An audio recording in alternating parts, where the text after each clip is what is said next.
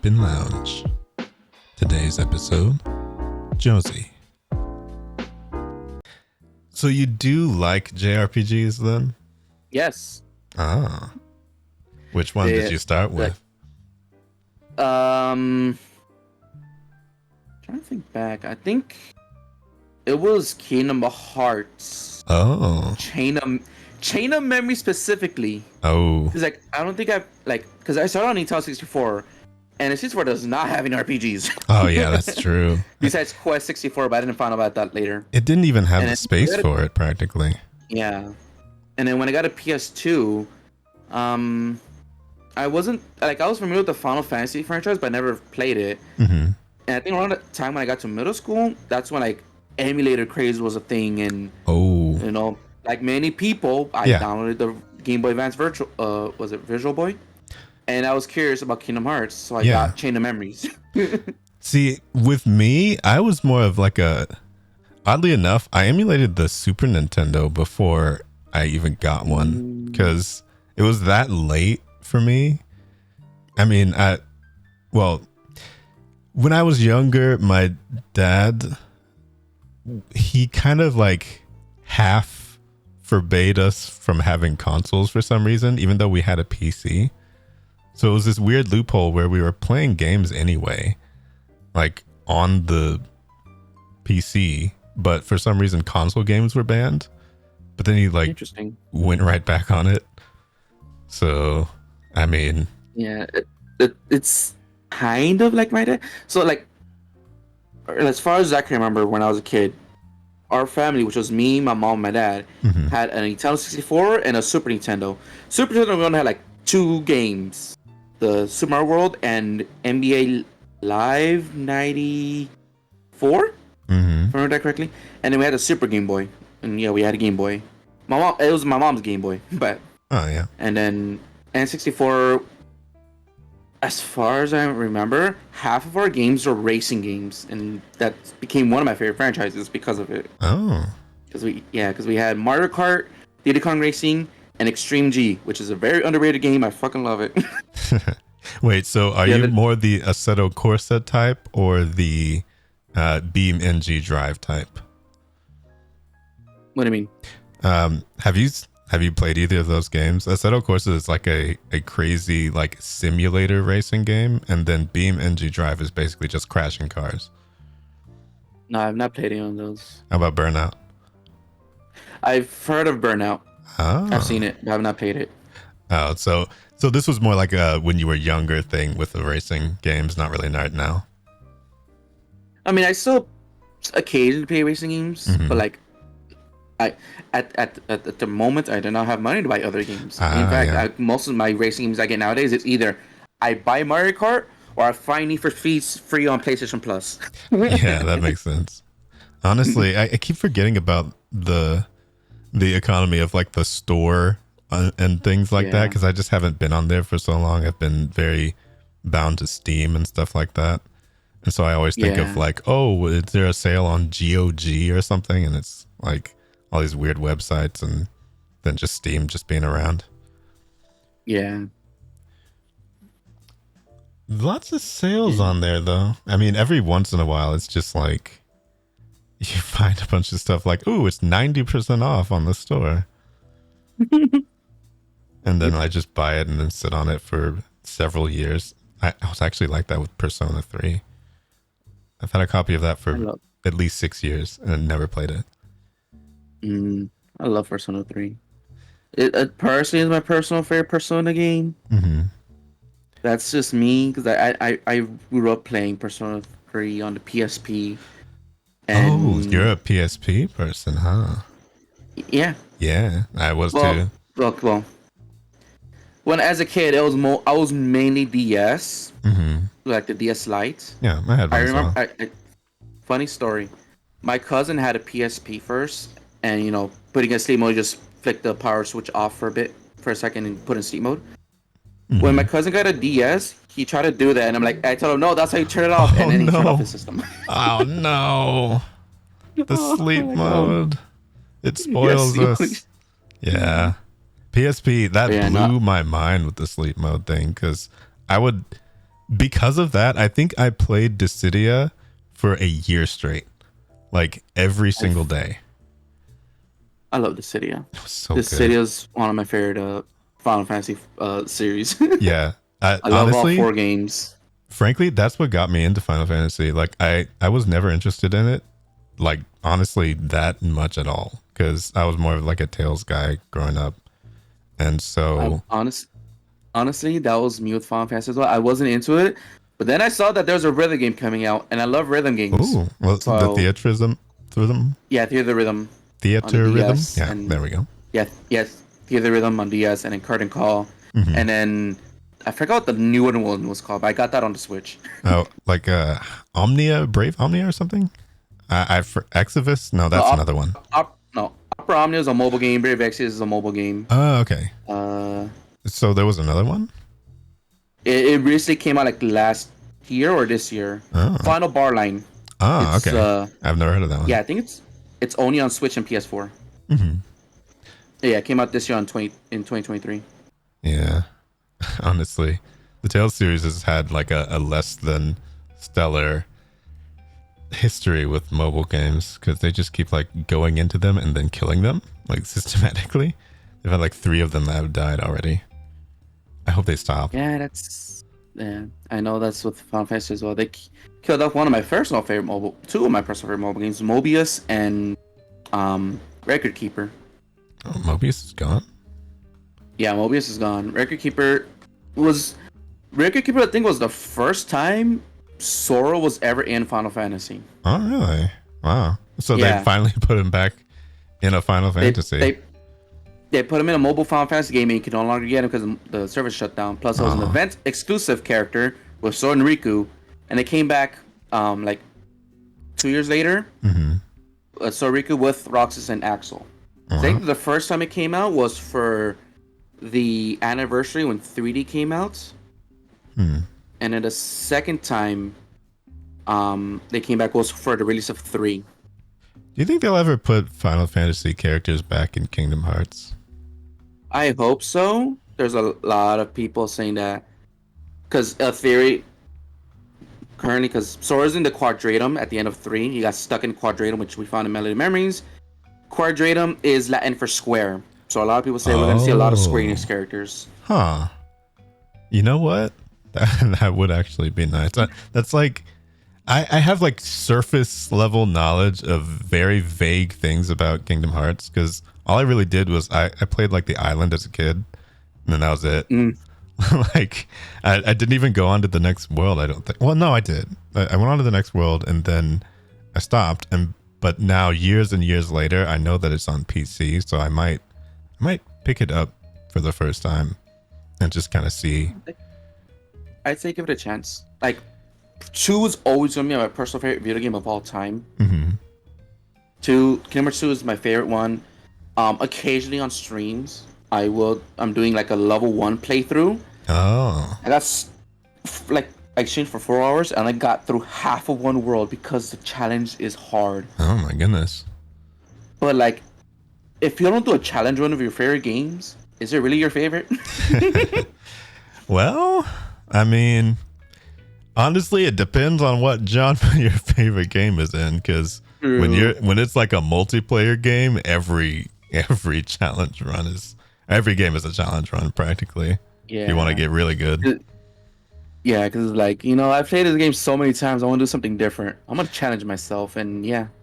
I kind of feel like, okay, there were Tales games that I did play through and go to the unknown level, like the highest difficulty.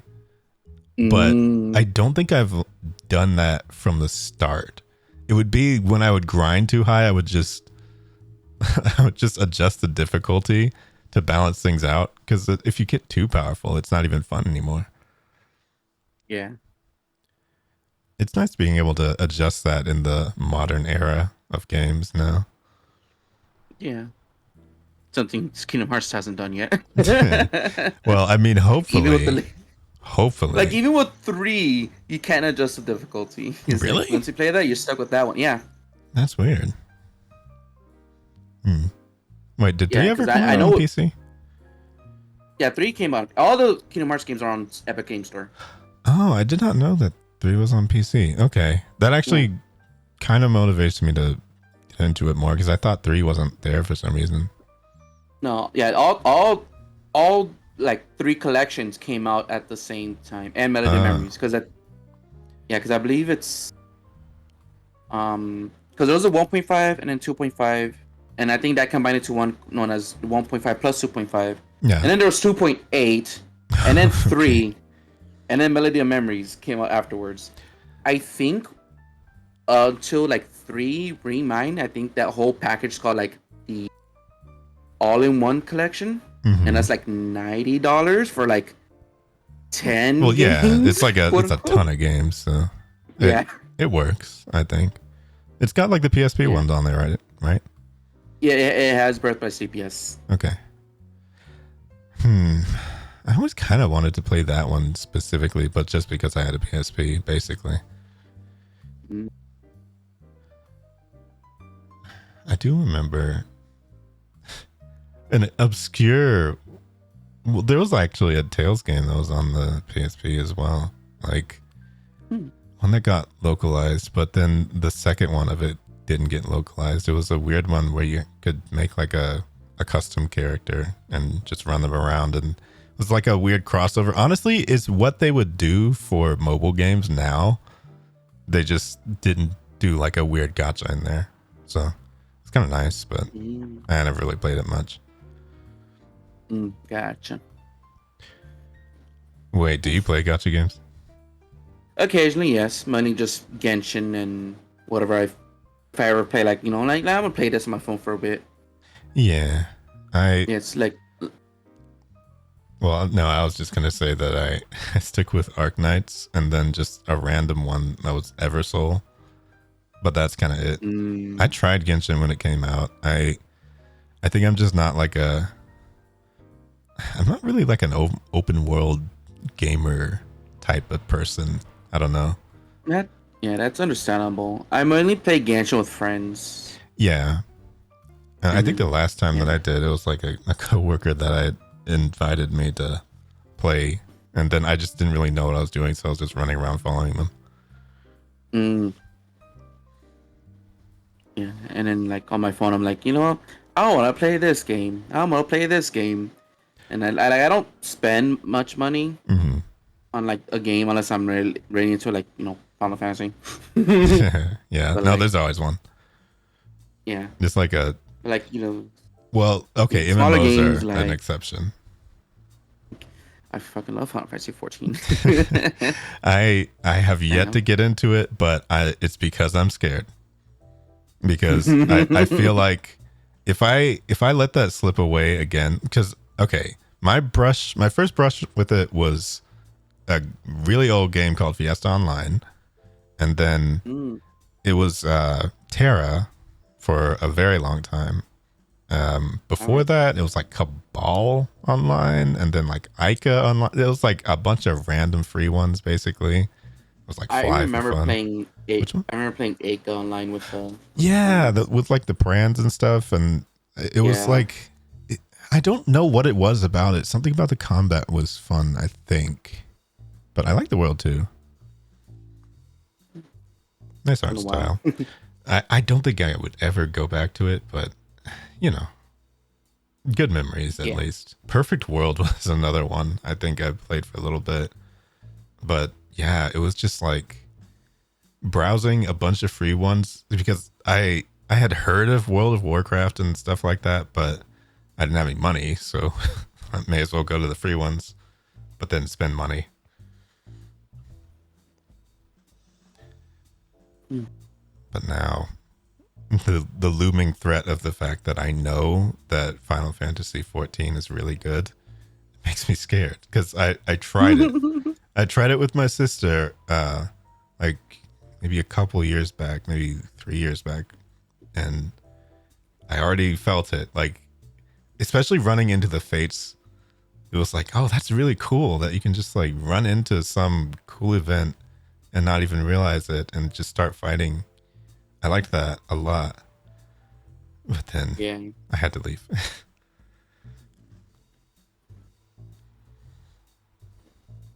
Yeah, no, Final Fantasy is like, honestly, 14 is a major part of my life because like it's it helped me be me essentially. Mm-hmm. It's one of the games that made me realize I was trans. Mm-hmm. I got my original design of originally green and brown hair, then switched to pink and green hair, and then blue and pink hair, which is the one I use now to this day. Yeah, I could definitely see 14, that so because it's yeah, like well, what I would say is being able to embody the character and everything in that, it does sort of help yeah, because I I can't even really remember if there was a game that I got that into it for, just because, oh wait, no, I kind of got into Terra because I was like drawing the characters and stuff too. I I feel like I yeah. always have kind of a detachment though, because I've never really seen um, any other character as me until very recently than this, or with this one. Because I would always make characters, but I would make sure to make everything not about myself. Because it's almost like a strange detachment of, it's not that I didn't want to exist. I just wanted my work to speak for itself, but not to really be involved for some reason. And then Mm. only with finding VTubing did I really think, I guess something should represent me. People should see me a certain way. So it was very recent with that. Wait, what got you into VTubing though? Well, like, as I mentioned, I'm trans, Mm, and I was mainly just shy about showing myself. yeah. I did used to do face cam streams before realizing it. Well, I used to do face cam stream like a while. Well, face cam, I play on my PlayStation 4, stream it straight from there, and use a PlayStation camera because that was a Oh, thing that came with the PlayStation VR. yeah. I forgot about that. So I used the camera, and I used it for like 2 streams Hmm. before like my friend said like like she doesn't want to use the camera no more because she's self-conscious about herself. Yeah. And all right, so they're like, okay, so next time we stream we won't use the camera. Hmm. And then COVID hit. Oh, well, So we didn't stream. We didn't stream at all again at her yeah. place. Yeah. So, and yeah, being trans, I want to express myself, in a way I Hmm. want to. I was not confident enough to showing my face, but VTubing is a great way to express my feelings in a way Yeah, for than just sure. looking at an image. Yeah. I think I obviously don't relate directly, but it's one of the things where I never really felt like anything was me in particular, because I I only really think of myself as just thoughts almost. Like I never used to even use my voice at all, even though, I sound like this and whatever. But I I would make videos and things, but I would just never have any voiceover in it because I didn't really want it to be about me. I just wanted to be about what I was doing. But VTubing was one of the only things that really gave me confidence of like, oh wait, maybe somebody might want to hear me, or like Yeah, see traits of me in such a different way that is actually able to be controlled. So if people want to, because obviously people make their judgments about how you are or who you are based on what they see. So it's like, why not be able to control what they see? yeah, yeah. So And my original model was a it was me attempting to make my 14 character, mm-hmm. but yeah, it was just long hair, blue and pink hair, and green eyes. That's it. Yeah, Hmm. I do feel like this is a lot more ornate now. Wait, did you say that your friend made this for you? What The the model? Fugi? Yeah, yeah, it was the same friend that said that was self conscious. Oh, okay. She's a major part of me. Mm-hmm. She, if it wasn't for her, my I probably wouldn't be here. Yeah, it's always good to have somebody that inspires you to do all this. Because Hmm. I it's it's hard not really being able to talk about all this stuff with people. And so I think that was one of the major things that really helped about Bunopolis and stuff. It's like finally being able to talk to people about being a VTuber and not just Yeah. like do it alone and not really have anybody to play with. Because it's for how Yeah. many VTubers there are, it's really hard to find them. Like, it's so like I will see all of those engagement bait posts where everybody's like, you know what, I need more friends, I need more people to raid. Like I see those every single day and I'll see like 50 responses, and I responded to one of them once and Yeah. nothing, just absolutely nothing.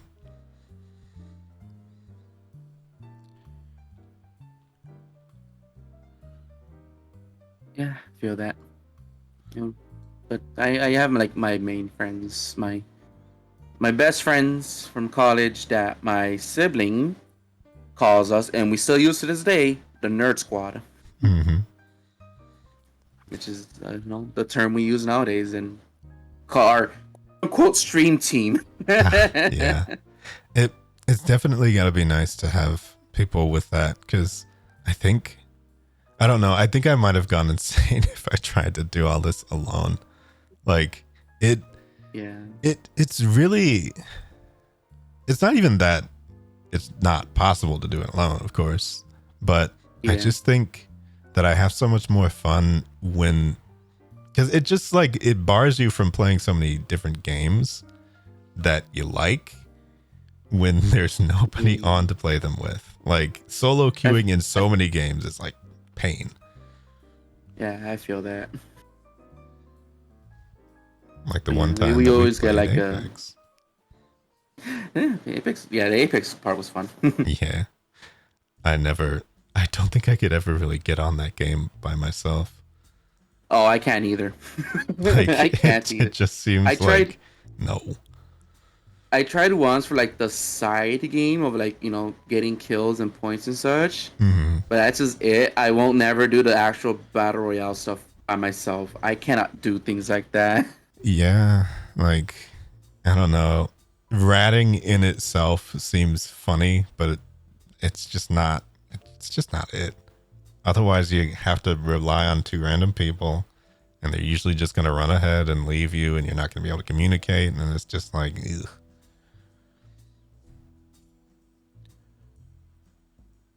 Yeah.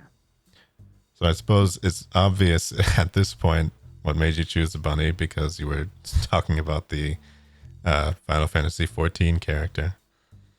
Uh, Actually, no. Wait, it is something else? It was something else. Yes, What was it? my friend. So it was 2020. I was at a party, and I was watching some friends who became VTubers. I Hmm. met a new person who was a VTuber. I showed it to my friend, and she thought it looks pretty, and so I was VTuber. And then later that year, I'm sending you a picture on the DMs. Hmm. She sent me this because she was playing Epic 7, Oh. and she's like, "Hey Josie, what if we turn into a bunny for Christmas?" Huh.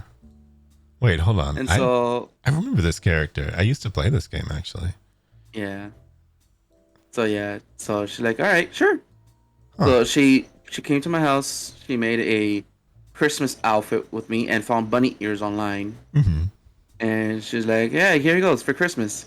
And her, I did not have webcam. What I used for stream was called magic mirror. Yeah. So like the face will move with the mouse. Oh. Yeah, I don't know So anything when about she that one. yeah, it's how I started off because I didn't have webcam. Hmm. That Christmas, I got a webcam for my family because I said like, "Oh, I need one for school," even though I didn't go to school because I'm not comfortable doing online classes. Yeah. I hate him too. Um, yeah. So they got me a webcam, and as soon as I used the webcam to test out the model, I really liked how the ears looked. That I just stayed as a bunny. Yeah.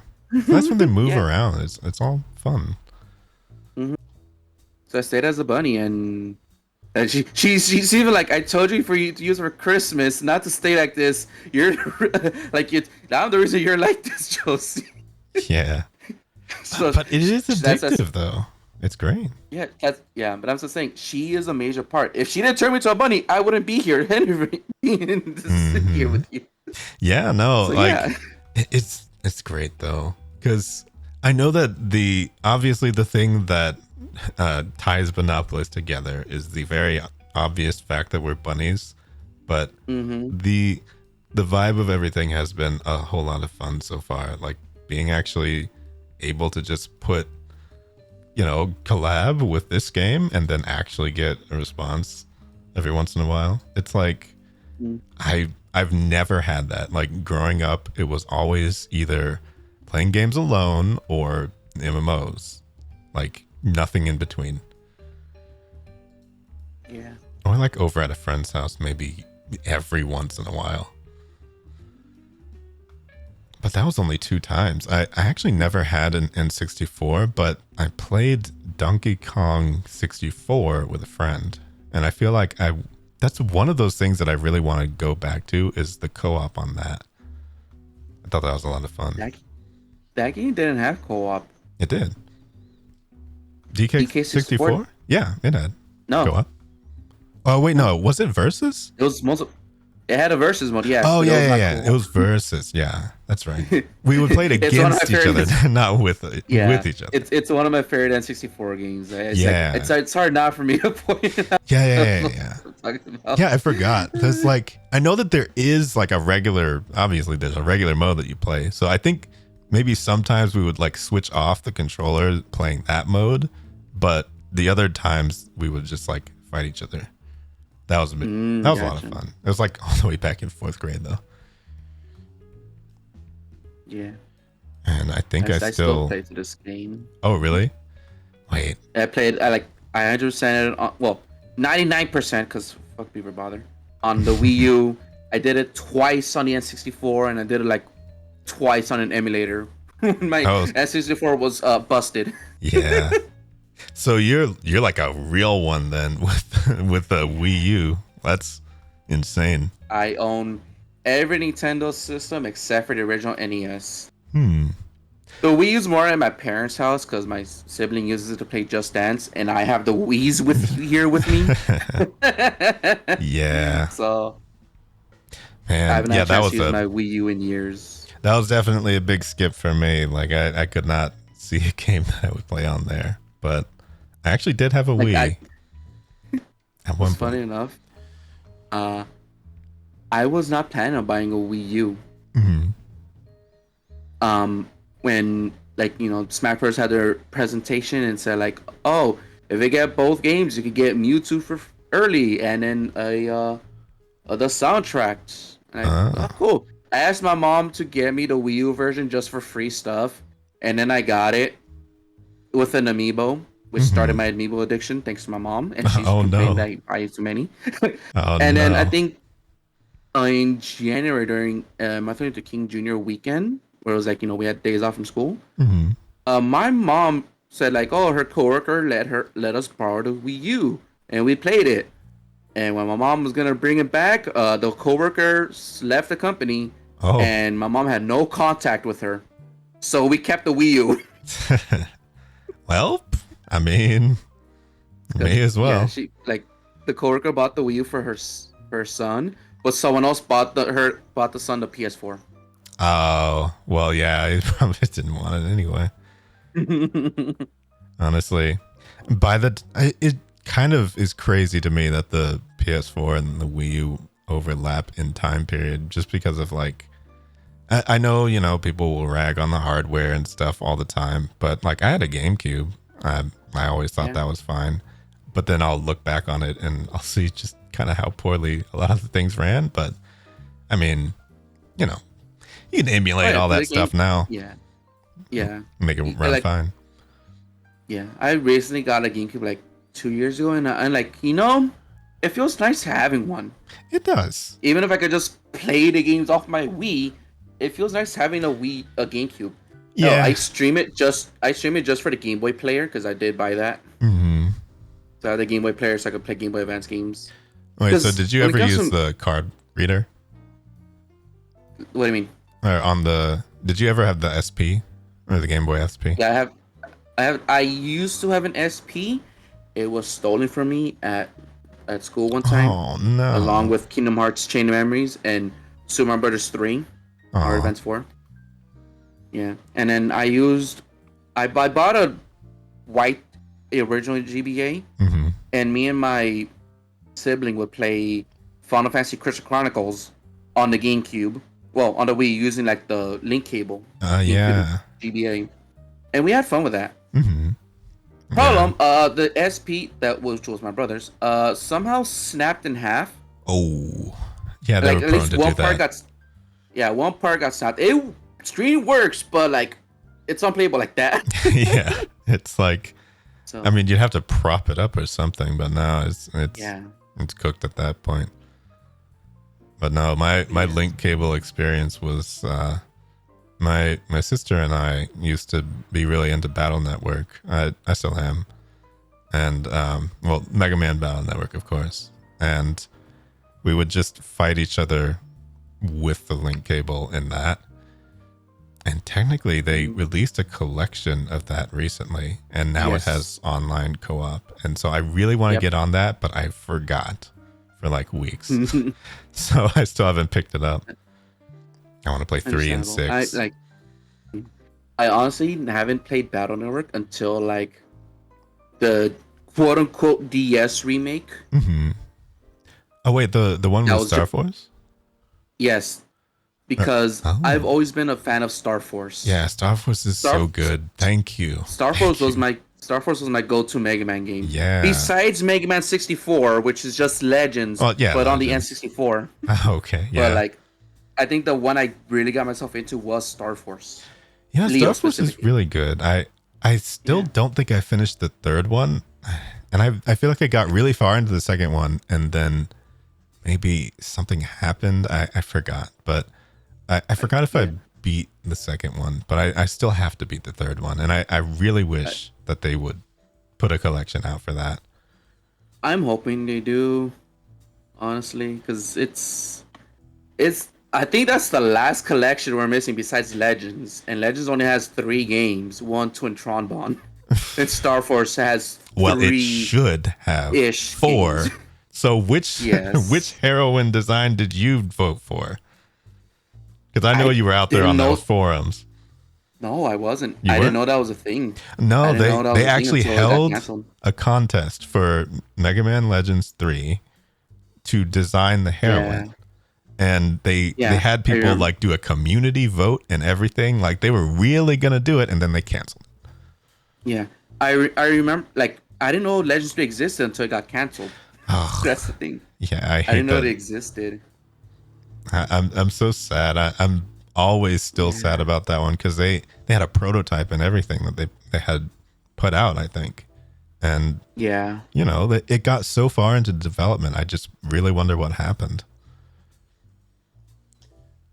But Capcom came back eventually, so I guess it's fine. But I still feel owed another Legends, another X game, another like just do everything again. I don't know.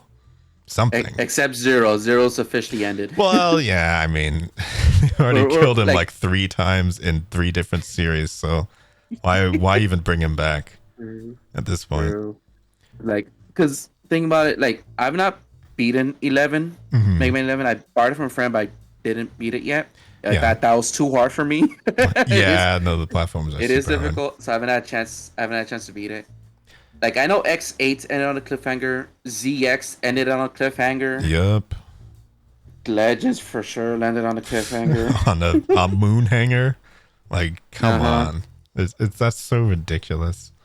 But, I mean, I still need to properly play through Legends. It's just, it's been so long that spoilers about it are just commonplace to me because, like, why wouldn't I know that he lands up on the moon? Like, at this point, it's been decades. He's still there. Yeah. Collecting dust. Aside from that one time, Vonut appeared in a fighting game. True. That did happen. Wait, was that the Onimusha one? Or A No, different one. that's Tatsunoko versus Capcom. Oh, Tatsunoko. Yeah, that's right. Yeah, where Mega Man Volno was a playable character. I know Zero was one in, or Zero Series Zero was one in Tatsunoko. Or no, he wasn't in Tatsunoko. He No, was in the Onimusha one. And then Zero. So Zero from Mega Man Zero was in SNK versus SNK versus Capcom Chaos. oh, SVC Chaos for short. okay, But yeah, I think that's his only time he appeared in a fighting game because all the other Zeros are is Mega Man X Zero. yeah, obviously the very popular one. Yeah, I'm not sure if Onimusha had a Mega Man character. No, it was a. Wait, what am I thinking of? Because I know I remember seeing something like that. Wait, let me look this up. Because I was always on like the. Oh, hold on. Don't play anything. Yeah, there's. Sorry, I was just opening up a tab. Why am I saying Onimusha? Am I correct or wrong? I mean, Onimusha is a Capcom franchise. He was there. Wait. Okay, yeah, so I see here. Oh, yeah, I see Onimusha here Blade Warriors. Okay, yeah. Yeah, hitting characters Mega Man EXE. So from Battle Network, and then Zero from Mega Man X. Yeah, I forgot about the Battle Network one. This is Zero from Mega Man Zero. Okay, interesting. Yeah, weird. He was there. Okay. So that was okay. Onimusha Blade Warriors is like super obscure. Yeah. Look, I'm surprised Onimusha is still being remembered to this day. Yeah. Honestly, I still feel like games like that need to come back. You know what? I kind of feel like they are. I remember seeing a trailer that seemed a whole lot like that. Kind of recently. It wasn't really like a Sekiro type of game, but it was very cinematic. So I'm looking at it now. There's an anime series coming out on Netflix on November 2nd. Oh, really? Yeah. Now that is crazy. Yeah, Netflix's Tatum virtual event in September 22 was announced an anime series adaptation set to stream worldwide November 2nd, 2023. Wait, for Onimusha specifically? Yeah. Wow. I'm shocked that they remember that. What are they going to remember next? Dino Crisis? I mean, look, Ubisoft recently released an anime, and Rayman's in the anime. Yeah. I think I saw that recently. That's a wild pull. Like, it was. I don't know what they were thinking, but okay, I guess he's back. I guess he's back that way. A lot of old characters around. It's weird though, because it still feels like Mega Man is dead, but like they keep re-killing him. Instead of making like a proper game, they'll do something like Mega Man X Dive and then bring a bunch of characters together on a mobile game and then shut down the mobile game. So yeah. Now what? Like now we're back to square zero again. Yeah. Because what, the last new game was 11? Yeah. Not counting any collections, which was 2018. Yeah, well, I think that was like, wait, 11 was like 5 years ago or something? Yeah, it says October 2nd, 2018, worldwide. Oh, I can't believe 2018 was 5 years ago. That's ridiculous. It is. Well, I mean, to be fair, there's a joke someone saying, I heard online that 2020 was just 5 years in itself. Yeah, no, it is just like it folded in on itself. It felt like the fastest and the slowest year, and everything before it felt like it happened to a different version of myself that I don't know anymore. Yeah. Like it's so strange. Like only just recently it seems to be coming back from that, even though people are still testing positive for COVID, obviously, like it's still around. I think people have just given up fighting at this point, or given up staying inside. So it's like we're all just pretending it's not there. And yeah, I mean, maybe that I have no idea if that would have worked as a response, because I think probably a lot more people would have died. I don't know, but I don't even know if what we did was correct, but we did it anyway. So now we're here on the other side of it, and it still doesn't feel like it happened to me because it was so weird. Like, I was going to go to college around when COVID hit, and I was going to go in person. Like, I was doing online classes for a while, and I had the campus picked out and everything. I was going to be doing game design stuff. I was all excited to pick up all those classes, and then I just had to leave because there was no way I was going on in person. So all plans canceled. I feel that, yep. Let me hear though. Mm. I mean, if we weren't, if we weren't stuck in our houses, some of us probably wouldn't be started streaming. Yeah, no, it's okay. Well, I mean, okay, I had started streaming art a very long time ago, but I didn't have my voice or anything. Well, it's not like I didn't have my voice. I didn't have a microphone, rather. And so I would never really add anything to it other than just sitting there and drawing. And it was on Picarto. So it was like very, very specific art only type stuff. But then later, found Twitch and started watching like random people and stuff, mostly for fighting games. Actually, I watched so much Tekken 7 and played so little Tekken 7. It was crazy.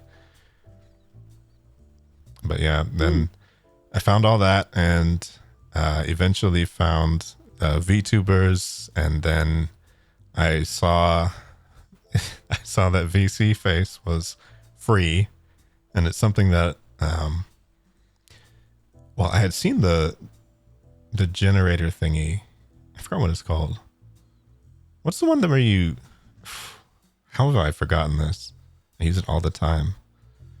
What do you mean? The one where you make like a 3D model and you can the thing that VRoid Studios? Yeah, VRoid Studio. Because VRoid Studio had like a name before that was like Pixiv something, and I remember the beta. I've only known it as VRoid. Okay, yeah. Yeah, because it was like a really old version of that, and it was just for making the 3D models, but VTubing wasn't really a thing back then. So I remember having this, and I had made just like random stuff, but eventually they improved that and turned it into VRoid Studio. And so when I got to it, I was already familiar with like how to do the hair stuff and all that. And so I just kind of whipped this up pretty quickly. One of the things I had learned during college was how to texture. So I had made like my regular outfit and stuff like that. And, the rest is history. Gotcha. Oh, yeah. That was the road to VTubing for me, pretty much. I knew about Twitch like years ago. I'd followed a big streamer. I watched almost every single one of his streams named Proton John. Oh. He was very entertaining. I remember. I don't remember watching him, but I know that name for sure. Yeah, I do know like I remember. I sometimes use his Twitch bio for what I say, because one thing about me is that I tend to find glitches a lot without meaning to. Oh. And so the thing I say that is from Proton John's bio is the best beta test you never hired. Yeah, I feel that sometimes. It's like, how did this specific thing happen? Like, there's no way that was meant to happen. Like, there's times where I'm just like doing something like, I don't know, like I remember playing with a friend. I jumped in like a weird way because like, I tried to be extra and then I got stuck somehow. Wow. Yeah. I remember playing with my friends, the Nerd Squad. We were playing Fall Guys, and there was like the one where like it just shoots you up and you fall into like the little hole and go into more pipes. My friend somehow got stuck in midair. Yeah, you would. We don't know how. You would think that Fall Guys would be a little bit tighter on like the bugs and things for being a multiplayer game. Yeah. But somehow you found a way. I told her, hey, please, guess you really are a fall guy. You know, you're just endlessly falling. You win the game. Falling forever. Wait, so what is like the newest game that you've played recently? I'm trying to think. What games came out this year? Yeah, it's been a lot. Does the bait... Okay, technically I have an answer, but I'm not allowed to say it. I signed an NDA. Oh, wow. Well. But yeah. Fresh but one. aside from that, does the beta for Mortal Kombat 1 count? Yeah, I guess so. Honestly. Okay. I Wait, is it out now? Yeah, Mortal Kombat 1's been out for like a month, but like I haven't had a chance to pay it off because I haven't had a job like for a few months. I released got a job like 3 weeks ago. Oh, okay, good. So I still got to pay it off. Like, yeah. And if we're not counting betas, Street Fighter 6. Oh, okay. Yeah, I still need to buy Street Fighter 6 because Aki came out and I think I want to play her. I love Street Fighter 6. It's honestly probably one of my favorite games of this year. Honestly, I'm so happy for it because you know how Street Fighter 5 went. Like, I'm not trying to say that it's a bad game, but boy, did it start out that way. Like, it started off horrible. And then was it awful. Arcade Edition? It was like 7 characters or something. It was so bad. Yeah. But like Arcade Edition is like the reason why people came back to it because people love it. They kept improving. 3 in particular. Yeah, I think Season 3 also is like my favorite character ever in Street Fighter 5. Which one? G. Oh, G was so cool. I love G. Like I found it fun. It sucks they never explored more of his story because apparently he's supposed to be the villain. Really? I didn't really get that from him. He's supposed to represent the villain for 5. I'm like, how? Yeah, because I remember in Street Fighter 6 they had vote for your favorite villain, and it was you had Sagat, Bison, Gil, Seth, and G. I'm like, when? Since when? That's so weird. I thought, wasn't Ed supposed to be a villain or something? Ed was supposed to be like the new Shadowloo. The new Bison. To replace Bison. Oh. Yeah, he's supposed to replace. So Ed's story started off in Street Fighter 4. If you didn't know that, he was like a little kid there, right? He was a kid, and he was experimented by Bison and kind of wanted revenge on him. Oh, but he has the psycho powers and formed like a Neo Shadowloo team. You think he's coming back? Yeah. Oh, yes. He's the next DLC character. Oh, okay. You know what? All right, fine. I'm kind of surprised. I thought like him and Falca would kind of die with 5, honestly. Yeah, when 6 was announcing like their plans for the DLCs, they announced the 4 characters for Season Pass 1 being Rashid, Aki, Ed, and then Akuma. Yeah. I mean, it's not Street Fighter without Akuma at this point. Exactly. That's the 0 of the series. Practically.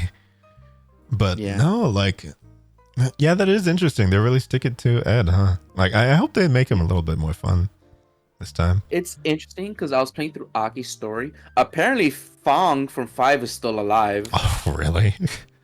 Yeah, because her story is that I don't. It was so awful. So Aki's story is that her master, which JP the villain pointed out is Fong.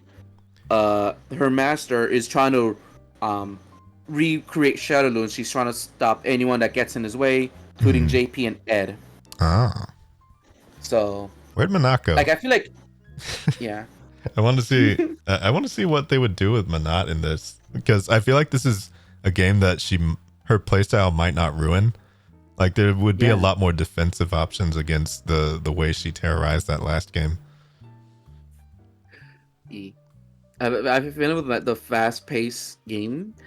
My favorite Street Fighter 3 character won't probably make it. Oh, which one? Makoto. Oh, Yeah, they still never brought back Makoto, did they? She was in 4, Yeah, and 4, of but that's course. it. She was in 4 and 3, and that's it. Oh, wow. I'm They didn't really bring her back. surprised. I thought she was popular. Yeah. So you would think. I mean, it would stand to reason that they would bring her back, but who knows? Yeah. I hope they Also, I completely forgot. Huh? I remember there was a game that came out after Street Fighter 6 that I played. do. Oh, which one? Final Fantasy 16. 16. I thought they came out before. Oh. I thought they came out before 6 because I remember I played the hell out of that game. Oh, Well, I still never got a beaten chance. I haven't beaten it because I was playing it on my own, but someone suggested for me and Kudo, the person who made my model and pretty much everything. Someone suggested for me and Kudo to play together on stream to see our first impressions. I'm like, all right. So I hold off on my original playthrough and we started playing together up until like September, where Kudo had to do with school now. So just not a So lot she of time. she doesn't have the free time to stream often with me because she's been doing homework and such. And even now, she's even though she's gonna finish one class soon, she has work to do now because she has to cover for her cousin for these next 2 weeks. Yeah. Scheduling is the worst when it comes to streaming, and even just being in a group with other streamers, it's like a million different schedules going in a million different ways in a million different time zones. It's like, I don't know, herding bunnies, I suppose, but none of it's even. It's hard, of course, but I think probably one of the advantages to there being so many of us, it's like there's always at least somebody somewhere. Yeah, the good thing is, Kudo, again, I know her personally. I know where she lives. If she's ever free, I could just hang out with her. If both of us are free, because I do have work, especially since I have to work late nights now. Yeah. Because I work at a theme park, and it's Halloween season. Oh. Do you get to scare people, or do you take tickets? No, I'm a retail worker. Okay. Yeah. I like watching people get scared, though. Yeah, of course. And I also have to deal with questionable questions. Well, that's definitely scary. Yeah, because I work at Universal. Yeah, I work at Universal Studios, and there's some people asking me for like stuff that's only in Disneyland. I'm like, you're at the wrong park. Oh no. Yeah, no, that's probably pretty common, unfortunately. The only time I got a chance to go there was in it was 10 years ago, I guess. No, it was 11 years ago now, but it was a trip, and I believe it was back when a certain land was added to the park. A land having to do with magic was added to the park. And, at the time it was like, it was during the height of all of that book's popularity and stuff. Yeah. So it was fun to go there at the time, and I think a lot of people didn't know quite a few things about the author as she's currently known. Huh?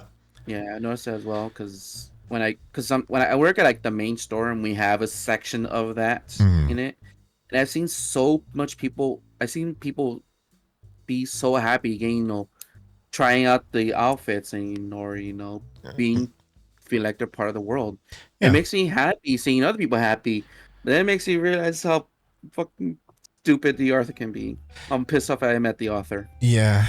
It's like, if anything, it's like it took away such a world from people for this person to be running their mouth so much and to be so vulgar to people that are just trying to live.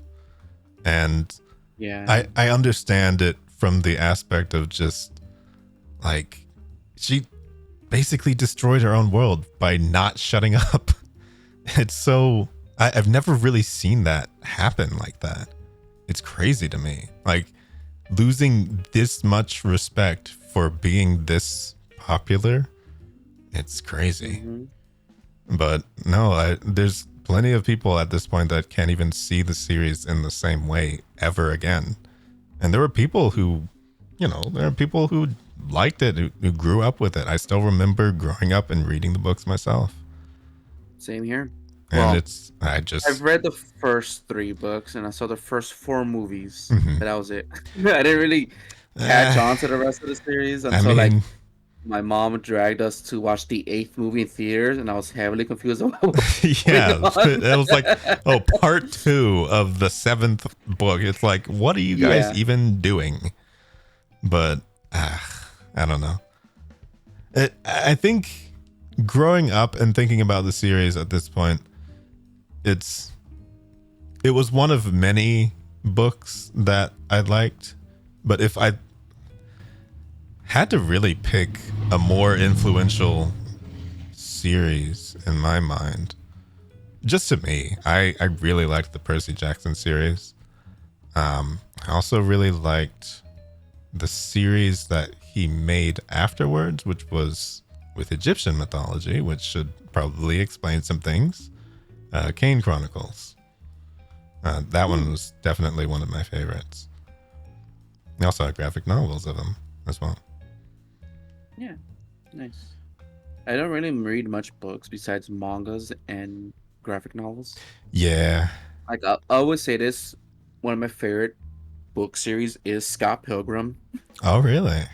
I never actually got a chance to read it.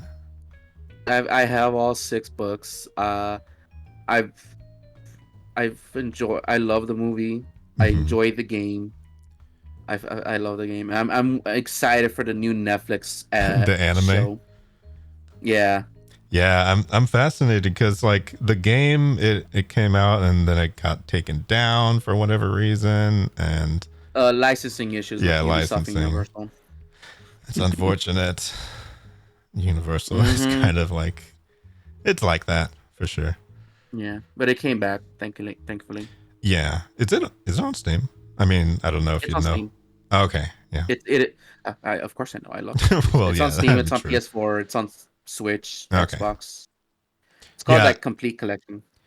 I only mean to the point of like I don't know how much PC gaming you do for what you were saying. Yeah, I do a bit of PC gaming here and there. It's just with how my PC is currently, I like playing on my console. Okay. Like, so it's fried a little bit. It's not so much fried. It's more so like I have no idea how to upgrade. Oh yeah. Well, it's not a laptop, is it?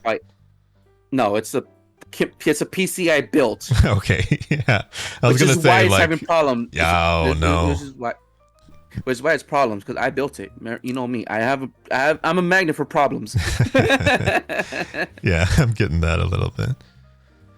But I will say, there's only been one single time that I've opened up the PC and put everything back in and turned it on and had everything work correctly.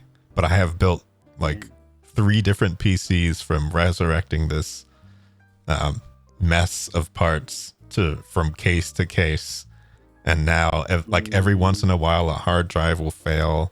Like I'm just like sitting on an external hard drive now. Everything it's working, but it's put together with duct tape at this point.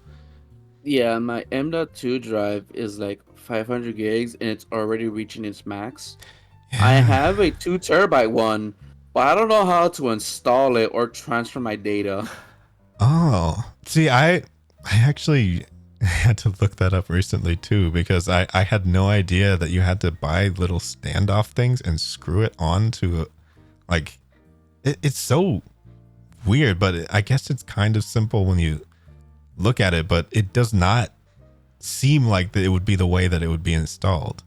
It involves a screw and like installing a little standoff onto the motherboard. I have a funny story to tell. So Kudo bought an M.2 drive for her PS5, and she wanted me to help install it. All right, I'm like, okay, cool. I'll bring in my screwdriver and such, and we'll do it. As we're trying to take off the screw for the PS5, because there's one already pre-built there, so you can put it in screw in location. It got stuck. It didn't want to come off, and I think we kind of destroyed the end part. Oh, did it strip the gear or the screw? Yeah, I think so. Oh, So well. when her mother came in, my she asked like, "Hey, mom, do you have a screwdrivers we can use for this?" And then after rummaging, we found like a long screwdriver or a long screw that's very thin. I inserted it, and then like, oh, it's working. I put like the cover on top. I plug it into the PS5, and it says like, oh, do you want to install it? And I turn off the PS5. I'm like, cool, we're good. Let's not touch this thing ever. We performed our surgery. We're done. You screwed it out with another screw? It was because it's hard to explain. It was Because there's that like bad? different slots. No, it was okay. different slots for like you could put in. Mm-hmm. So like the screw was in like the far end slots, but like when we put in M.2, like we needed to screw in like the third one. So we had to take it out, put it there, and then put it in. Mm-hmm. So when we found a smaller screw that fitted in and the M.2 slot stayed in place, we're like, cool, we're not touching this thing. Let's like, it's good. It works. If it works, it works.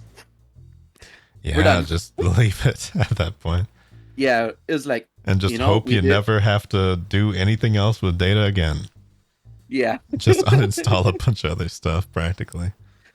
I mean, the M.2 drive is in. She has a 2 terabyte SSD now in the PS5. Yeah, that honestly should be all you need. I mean, yeah, unless you run into a game that is just 1 terabyte, and there are some. I'm not gonna lie. I was trying to play Doom recently, and I needed to delete some space off my M.2 drive. Yeah, it's crazy how much. Like, can you imagine? Like, okay, when I was a kid, and I guess I'll pull the old card, but I still remember when your entire PC would have like 156 megabytes on it, and that was it. It's like the whole thing. I was thinking about that recently because I was trying to hack a 3DS. And it's like, oh, you'll need like a 32 gigabyte. I'm like, that's 32? Insane. Damn, how far have we come? Yeah, it's like when stuff like that is small, it blows my mind.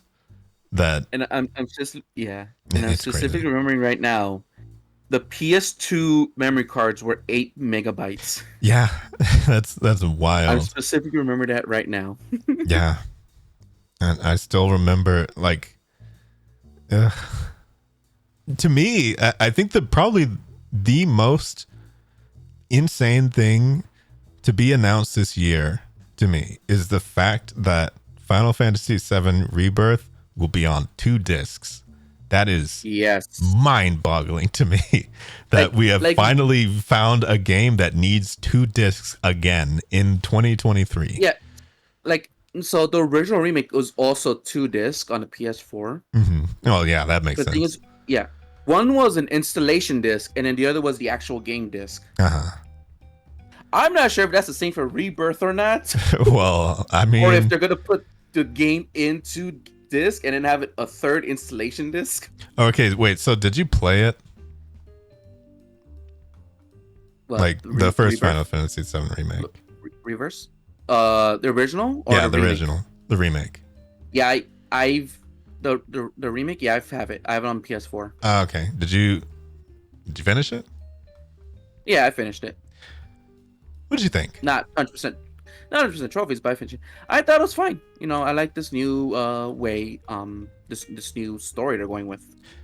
Frankly, I think it's actually the first Final Fantasy that I ever finished all the way, because technically my first Final Fantasy that wasn't Dissidia was Final Fantasy 13, believe it or not.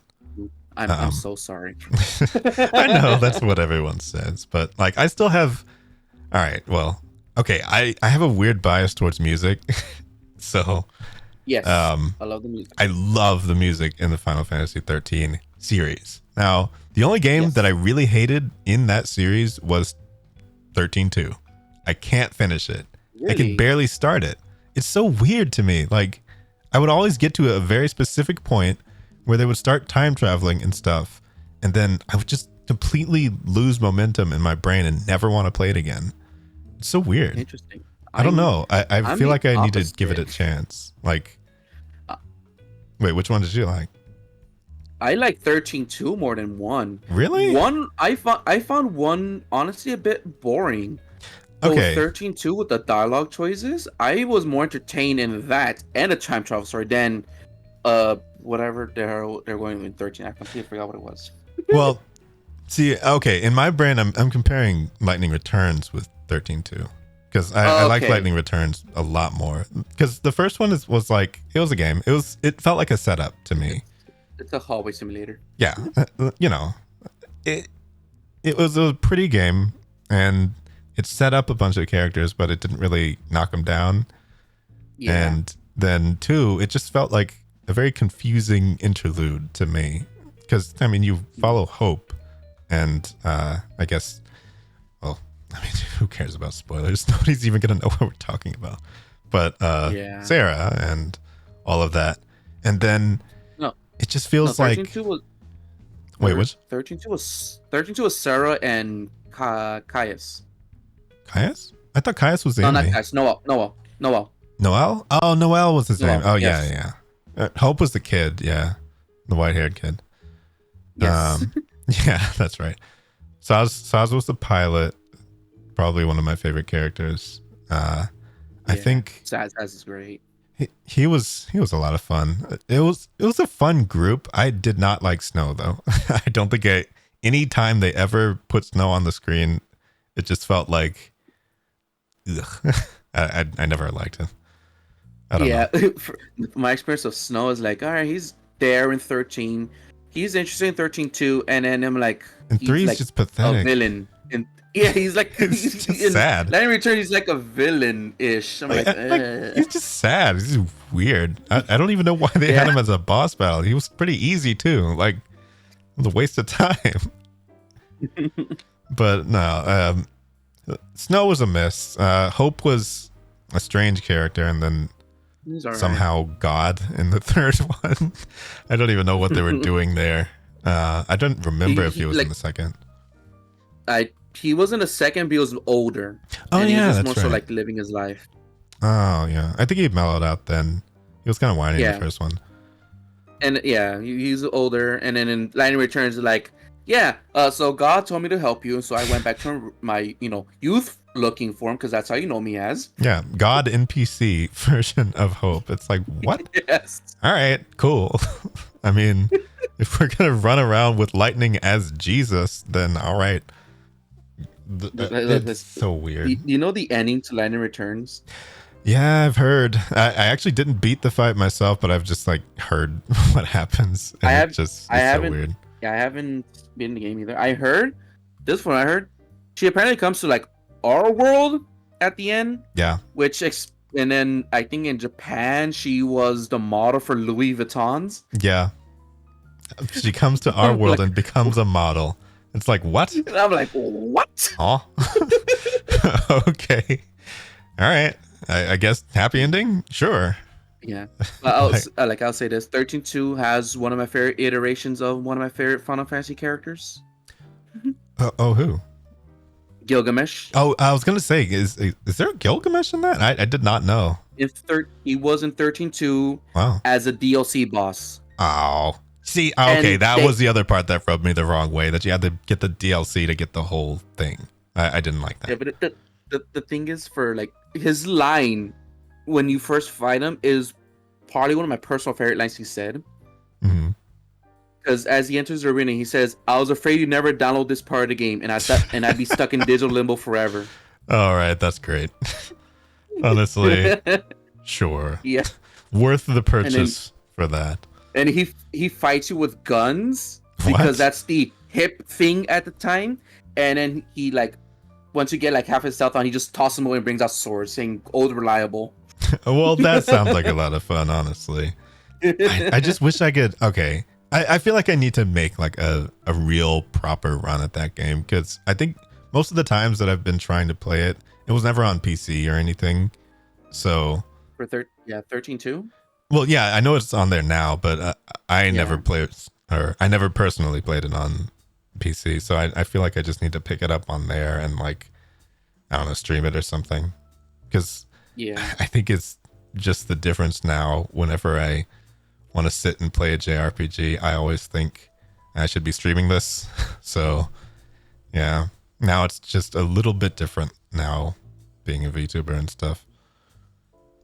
But Yeah, I probably will more say people to this. talk to about it with it too. Yeah. Like I would say this when I'm ranking like my Final Fantasy games, I'll always put 13-1 and Final Fantasy 2 at the bottom. They are the one I have the not the best experience with when I play through them. Yeah. I don't know. I'm trying to think if there's something particular that I like about 13, but it always just comes back to the music, and that's really, I mean, you can listen to the music while you're doing something else. Probably have a better time. And again, that's like my thing with like Final Fantasy 2 as well. It's just music that I like. Yeah. The game, like you know about the gameplay with Final Fantasy 2? No, I don't. So they decided not to use an experience point system like the first game. Yeah. Oh. So it's like I remember one of my old friends compared this. It's like Skyrim. Oh. Your actions you do in battle dictate what stat growth you get. So each time you attack, your attack goes up. Each time you get hit, your defense and HP goes up. So what's the best strategy? Start hitting yourself. Start hitting yourself and have someone else cast cure. Okay, that's just stupid, but I mean, it's smart. Honestly, it's strategy. Like, how else did they think that was gonna go? The problem, though, is that yes, you have to need 4 characters for your 4 party members, but your 4th member is always changing up until like the very end. Oh. And most of the time, that 4th party member is not gonna get the stat growth you went through grinding. Yeah. Having to do that for one character is one thing, but having to do it for all 4 of them, that just seems tedious. Like, really tedious. So like, you know, you could get main 3 up in stats, but when you get to like the 4th one, they're mostly likely under stat. I wouldn't say under level because there's no level system, but under stats. Under status. So it's either A, you essentially grind for that 4th character until they leave your party. Or B, bring them in as dead weight into the dungeons. Yeah, I don't know. That by itself kind of puts me off of it. I think I don't. I mean, I like gameplay, obviously, but you know, different JRPG iterations have been fascinating for one reason or another, especially in the turn-based category. But that just seems like a pain. Yeah. I don't think I could deal with that. I went through it. I got all the achievements on the Steam Pixel Remaster version. Wow. I'm fucking done. I won't touch that game. Yeah, no. Like, I remember doing this on not ever again. Like I remember doing this on the PSP version.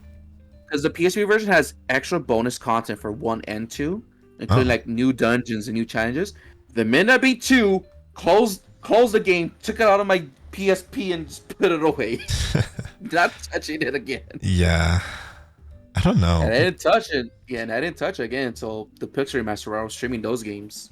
Wait, so do you think that there is a Final Fantasy that deserves the Final Fantasy VII Remake treatment? Like another one?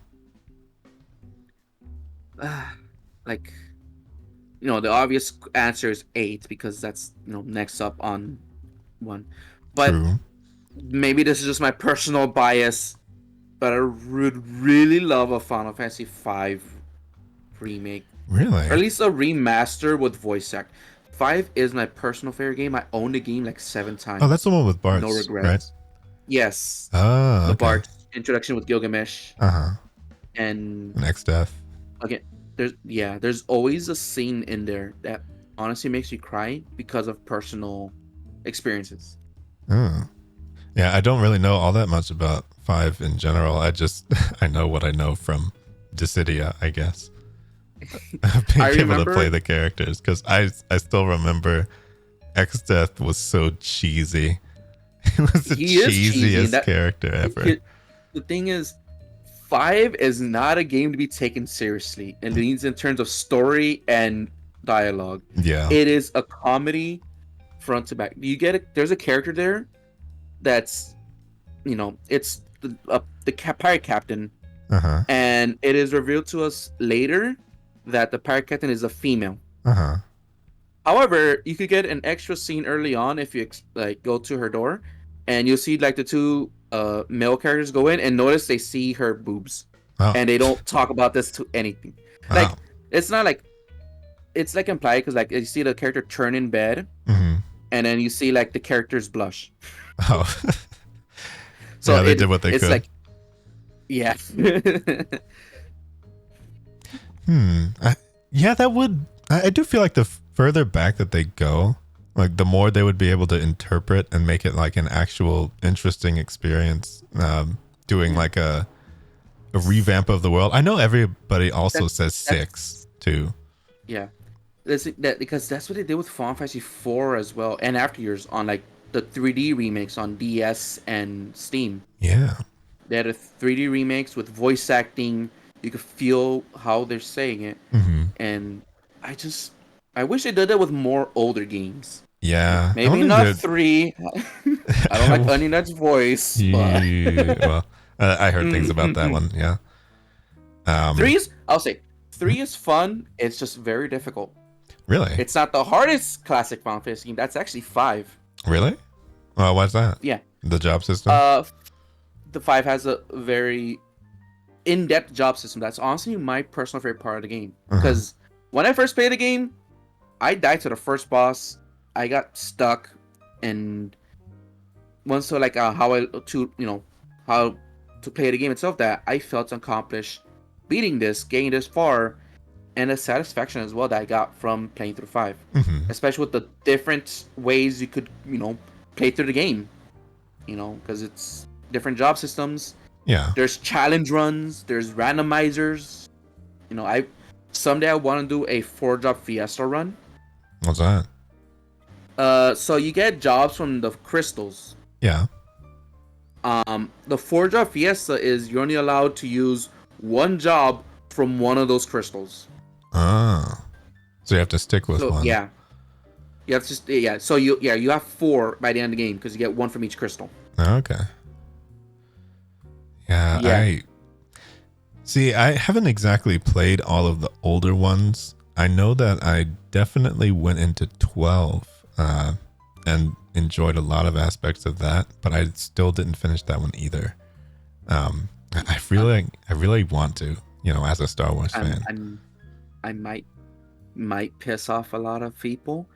I've never finished a 6. I've played 1, 2, 3. I beat him 4 a few times. I beat him 5 countless of times. I lost count. But I never beat him 6. Really? And I've beaten 7. Yeah. Did you like 6? I enjoyed 6. My problem was accessibility. Oh. Because, I have it on the PSP.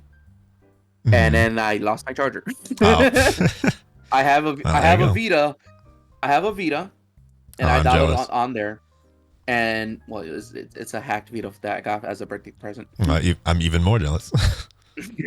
Yeah, I downloaded on the Vita, and then I don't use my Vita often nowadays. Yeah, I have it on the PlayStation 1, but I haven't had a chance to play on the PS1 or the PS3. Yeah, and then I have the Super Nintendo Mini that has 6 in it, and I haven't had a chance to play through that either because I haven't had I'm mostly, if I'm playing console, it's playing on PS5. Oh, yeah. I play my Switch handheld mode. Yeah. So it's I haven't had much opportunities to play 6 because I'm mostly handhelds. And yes, I know I said I played on the PSP and Vita, but I'm mostly DS or mobile phone, which I think they removed it off the mobile stores. I was gonna say I thought it was there, but I guess not. They removed it. Just put the Pixel Remasters version. Oh, okay. Yeah, I guess. I don't know. I've only vaguely heard good things in that case, so I Six obviously is can't personally be upset with you, but yeah I know there's yeah a lot of fans six of it. is yeah 6. I will say is a fun game. I just haven't had a chance to completely play through it. Yep. I plan to do it for streams when I continue the Pixar Remaster series. Once I buy 4, Yeah. I I've been meaning to play 4 a lot because of Final Fantasy 14 has a lot of, especially post References to Endwalker, has 4. a lot of references to 4. Yes. Yeah, I did basically hear that Final Fantasy 14 references a lot of the old games, and it does make me want to. Um, I don't know what I want to do more. It's like I want to figure out where the references are from, but I also just want to play 14 at some point. But I don't know. I know. Like, I'm so obsessed with the series. I know where most of the references are fun. Oh The, yeah, th- the thing is, we do not have a in-game reference to Final Fantasy 7 yet. really? That's We have interesting. items in the shop. We have items in the shop that you could buy of minions of Cloud, Tifa, Aerith, or you get the motorcycle as a mount, Yeah. but nothing in-game that you could just access right now. You know I guess what? the same could be said for 15, but I will 15 was in say advance. props to them for not leaning on Yeah. just the popular series, because honestly, isn't there enough of Final Fantasy 7 by this point that they don't have to put it in 14? Not according to Nomura.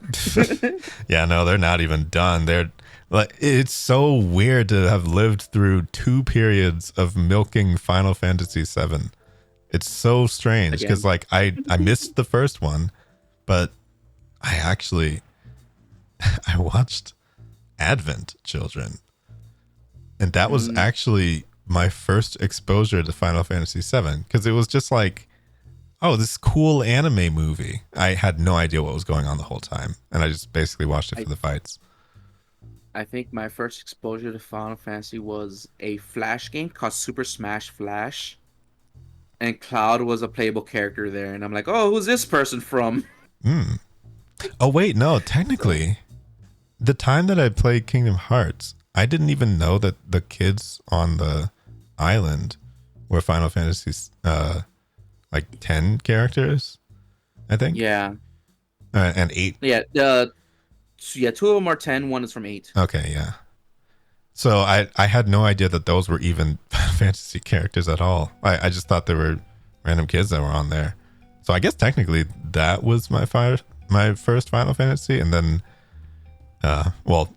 first time running into a Final Fantasy character, and then I think I just played Dissidia, and then from there it was 13 and yada yada. I think I went on to like 12 next. Yeah, the same was for me for Rechain of Memories. Because for the longest time, I've always called Squall Leon because that was his name. I thought that was his name too. But no, it's Squall Leonhardt. It wasn't until I played Dissidia I found out what his real name was. Yeah, that was the first time I saw that he was actually.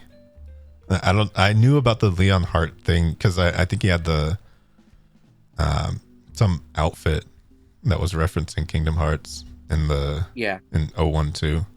012 was great. Yes. Wait, who did you play in that? Or did you like go around and play everybody? In Duodecim? Dissidia. Yeah, Duodecim. As much as I'm a Final Fantasy V fangirl, I did not play Bart's. Yeah. He wasn't. Bart wasn't that cool. He wasn't his own character because he mostly copied from other characters because he was supposed to be the mime class. Yeah. 5. So like when it came to like actual final bosses or actual characters I used, it was it was the 4 characters: Cecil, Golbez, and Kane. Golbez was so fun. It was so fun. I love Golbez. Cecil, Golbez, Kane, and then also used Cloud because big sword. Yep. And Sephiroth because long sword. Yeah. Because that was the team I used when I took it to fight Feral Chaos. Yeah, Feral Chaos was fun. Yeah. I don't even remember who I played the most, but I think once Tifa was in Duodecim, right? Yes. Okay. I think I played Tifa a lot, and then I also played I know that there were assists, but I think in the first game I actually played a lot of Emperor.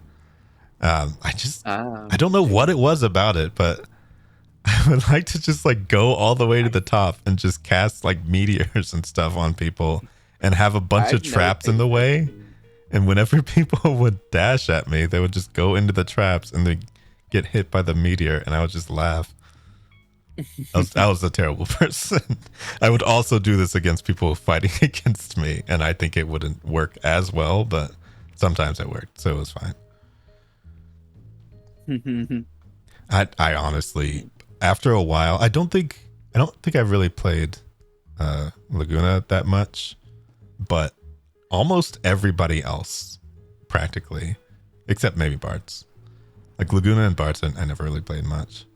Oh, I will say this: as much as a failure the City NT was, I love the parts in that game. I haven't played it yet. Improved. I heard the bad things, and I just let that deter me from trying it. I want to try it, but it's supposed to be a multiplayer game, and even though nobody's it's still alive, the game is pretty much dead. Yeah, it's There's dead. no more updates. Barely anyone plays online. But I don't care. I love playing the game single player. Yeah. Barch is always gonna be my favorite in that game, just because the way they changed them. Wait, can you 1v1 in that? No, it's 3v3. You can do 1v1 training online mode. Like, well, not online. No, it has to be 3v3. Wait, so you literally have to get 2 other people in a lobby? Yeah, or wait long enough and get bots. Oh, God. That's such a stupid oversight. Why would they set it up that way? That's so weird. A lot of the abilities that the characters have are focused on like supporting or and such. Like, but you have they had such a cool arena fighter with 1v1, and then they thought, yeah, you know what we should do? The opposite of that. That's definitely going to go over well. Yeah. I remember War of Light has an ability where like it just any nearby enemies are instantly locked onto him. Oh, that's annoying. Yeah, and then you have in Bart's his main ability is that he uses his good luck charm, the chocobo feather, and gives party members nearby depending on how many jobs you have mastered. So. Oh. Huh. Bart's. I like Bart's now in the NC because he's now a freelancer rather than the mime that he was. So it's like, a lot of the moves. Is it decent enough to just play single player story stuff, or like? Yeah, I'd say it's decent enough. Like the story, it really depends on who you like playing, because like, oh, you have to play as these characters for the story. You have to play this character for that story. Well, that sounds obnoxious. Yeah. Why couldn't they? You know, because it's split up. It's like, oh, separates and find a source of villainy. I don't know. Did somebody like? I wish there was like a 1v1 mod or something that somebody could put in. That'd be nice. I know the modding community for the PSP was kind of crazy. I never really got into it personally, though. I had just seen videos and things. Yeah.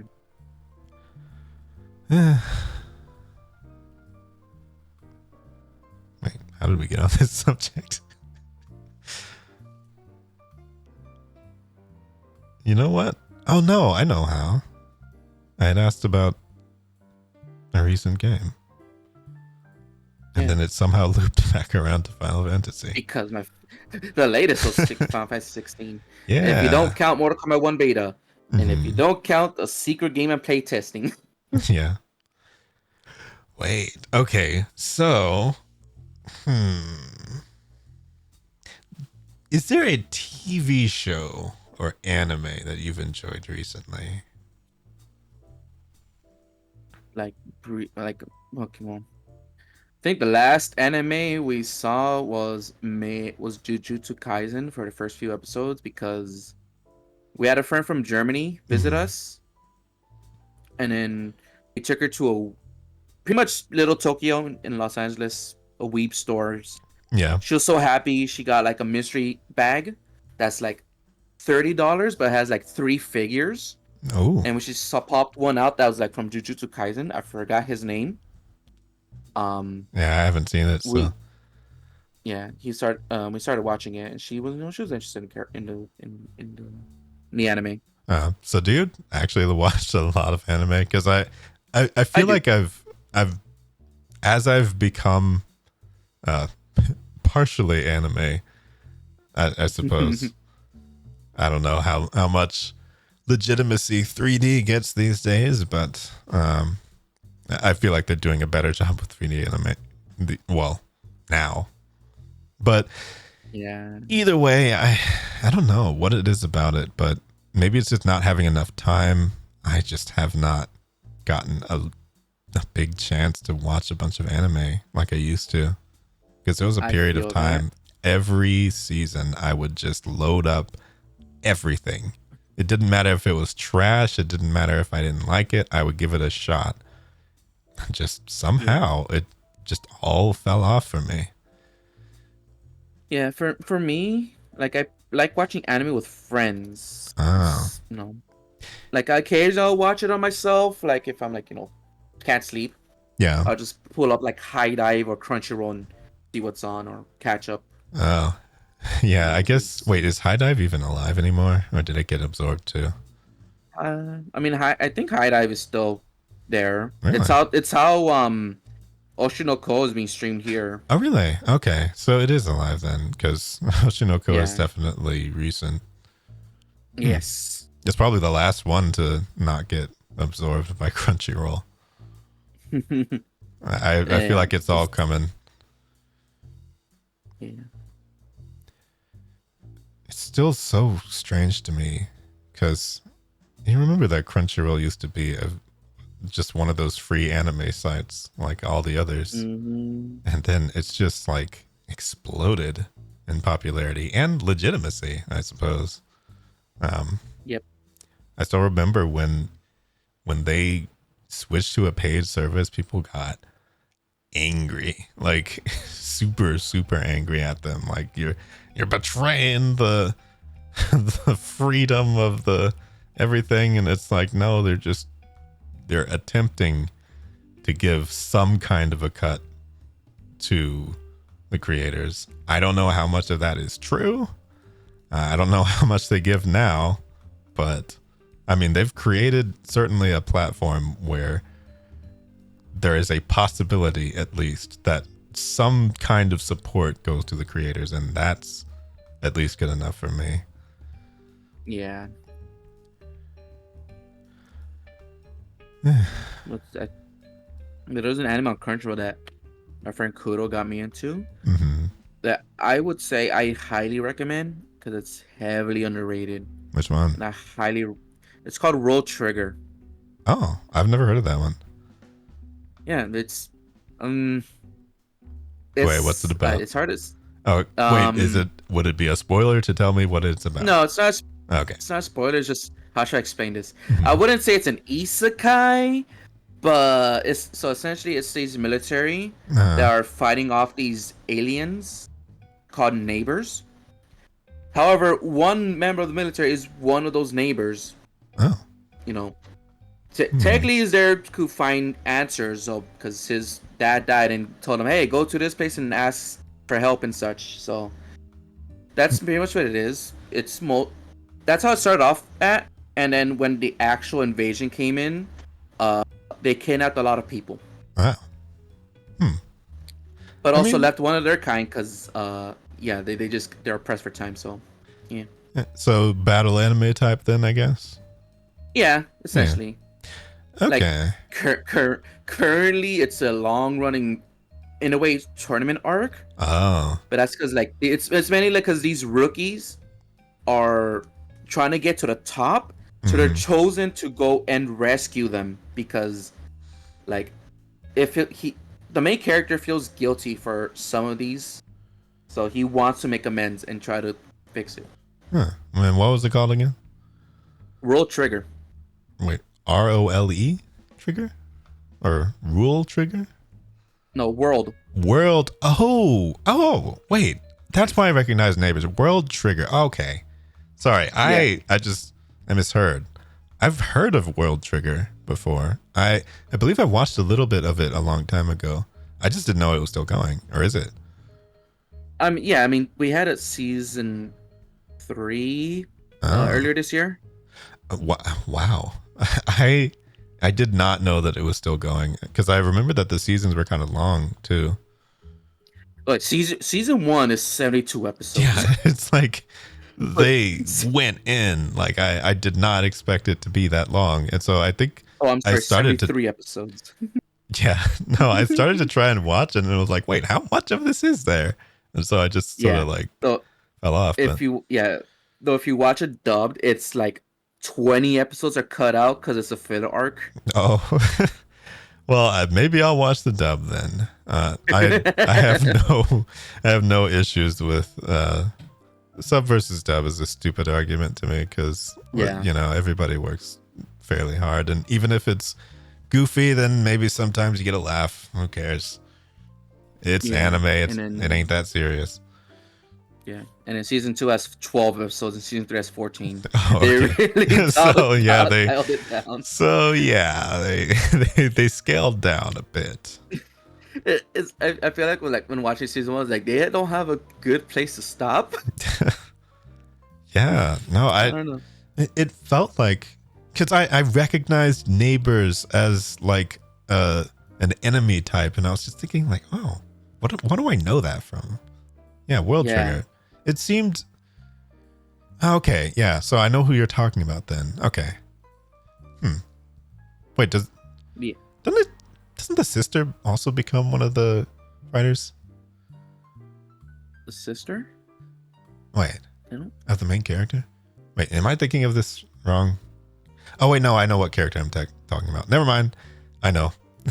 Maybe I just need to watch the series again though, because when I tried to watch it, it must have been at least like 10 something years ago, because it was a pretty old one. Yeah. Yeah, I like that But one. yeah, I highly recommend it. It's great. It's cool. My friend Kodo got me into it. And yeah, I enjoy it. Well, It's definitely my second favorite anime. oh wait, what's your first favorite? Full Metal Alchemist. Oh, okay, yeah. Both. Yes. Before Thank answering my you. questions, both the Thank original you. and Brotherhood. See, people forget that without what the first one started, we would not have had the second one. So it's like Exactly. I'm very happy to hear respect put on the name of the first one because, it's what got me into it. I don't care that it ended kind of weird. Like, that almost just felt like a better setup for Brotherhood. So I still tell people to watch both, and I think it's worth it. Like with Hellsing, watch Hellsing, and then watch Hellsing Ultimate. You'll appreciate it more. Yeah. Although I still don't remember why I watched Hellsing, but I think I just wanted like a Devil May Cry anime, and I saw like a red guy, and then I saw, oh wait, there is a Devil May Cry anime, but now there's a new one. Yeah. I want to see what they're going to do with that, because it's weird. Like, I don't know what time period it's going to take place in, because he seems to have his old like 3 personality, Jacket. but then his design is like all of the designs put together. So I don't know what it's going to be. I'm curious. But yeah, we don't have to linger way too long on anime, because honestly, I've had episodes of this that have been almost nothing but anime at this point. So, Yeah. How about cooking and baking? Do you want me to burn down a house? Okay. I'll be right over. All right. Honestly, whenever I start to try and do it, I get really distracted. And so I'll just Same. be like running in and out of the room, and I'll get impatient. So it's like, oh, I'll just put the eye on 9 so it'll cook faster. And then I'll run out of the room and be thinking about something else. And then there's smoke. So, the air fryers I'll are more follow my speed. directions. Yeah. Like I'll follow directions. If I put on the timer, that's fine. But like If you just want me to, like, heat up a tortilla or make some eggs, that's gonna be burnt. Yeah. Because I get distracted easily. Yeah. I don't know. It seems to be happening to me more and more. Like, if anything, I probably cook more in the mornings just because I need to have something before work. But I just don't even do anything in the evenings. There's a pizza sitting right next to me. Like, I'm just once they told me I could put an app on my phone where I could make people deliver food to me, like, it was over. I don't know. It's bad. It's way too expensive to do, but it's so nice to just be able to get stuff like that. I don't know. Yeah. Every once in a while, though. So yeah, no cooking from me either, honestly. Same. But what is your drink of choice? And this does not have to be alcoholic. Okay, like, good, because I don't drink alcohol. Me either. Dr. Pepper. Cherry, to be exact. Cherry Dr. Pepper. That's an interesting one. I don't remember. I don't remember the cherry flavor for that. I remember cherry Pepsi. But I remember when the cherry Coke came out. The cherry Dr. Pepper came out. Yeah. I definitely enjoyed, eating it and such. I remember there was wasn't there a vanilla Dr. Pepper too? Yes. Yeah, I remember that one. I don't remember if I liked it or not though. I think probably not. But most of the time, I never really had a lot of soda until like senior year and later, because I just didn't really have extra money. Like every once in a while I would ask for 75 cents for a Coke from the thing. And back when 75 cents could get you anything. But other than that, it was usually just, I don't know what, water, instant coffee, maybe some tea. Yeah, I'm not too big fan of coffee. So I could also be a shell out and say my favorite drink of choice is the one I'm, technically sponsored by. Oh, true. Honestly, yeah. I mean, hey, chill away. Honestly, it's called Pogger's Drink. Oh, the Pogger's one. Yeah, and I have I've heard of that one. Yeah, I find it delicious. Honestly, is it any good? I find it good. I'm almost out of the blueberry one. I need to order another one. Mm-hmm. I have grape, but that's my first sleep because I don't have the best. I have trouble sleeping. See, yeah, I'm one of those silly people who likes to take melatonin. Yeah, the drink has like 30 grams of melatonin per serving. So it might be interesting to have it in drink form. I never really thought of that. Yeah, and it's tasty. Say, do you have a code for a discount on that? Yeah, it's called Josie Bun, which is JOSIE BNUY. Oh wow, okay. Well, we'll get Achi to flash that up on the screen. I don't know if we'll actually. I don't know if we'll actually do that. Who knows? Maybe we'll put it in the description.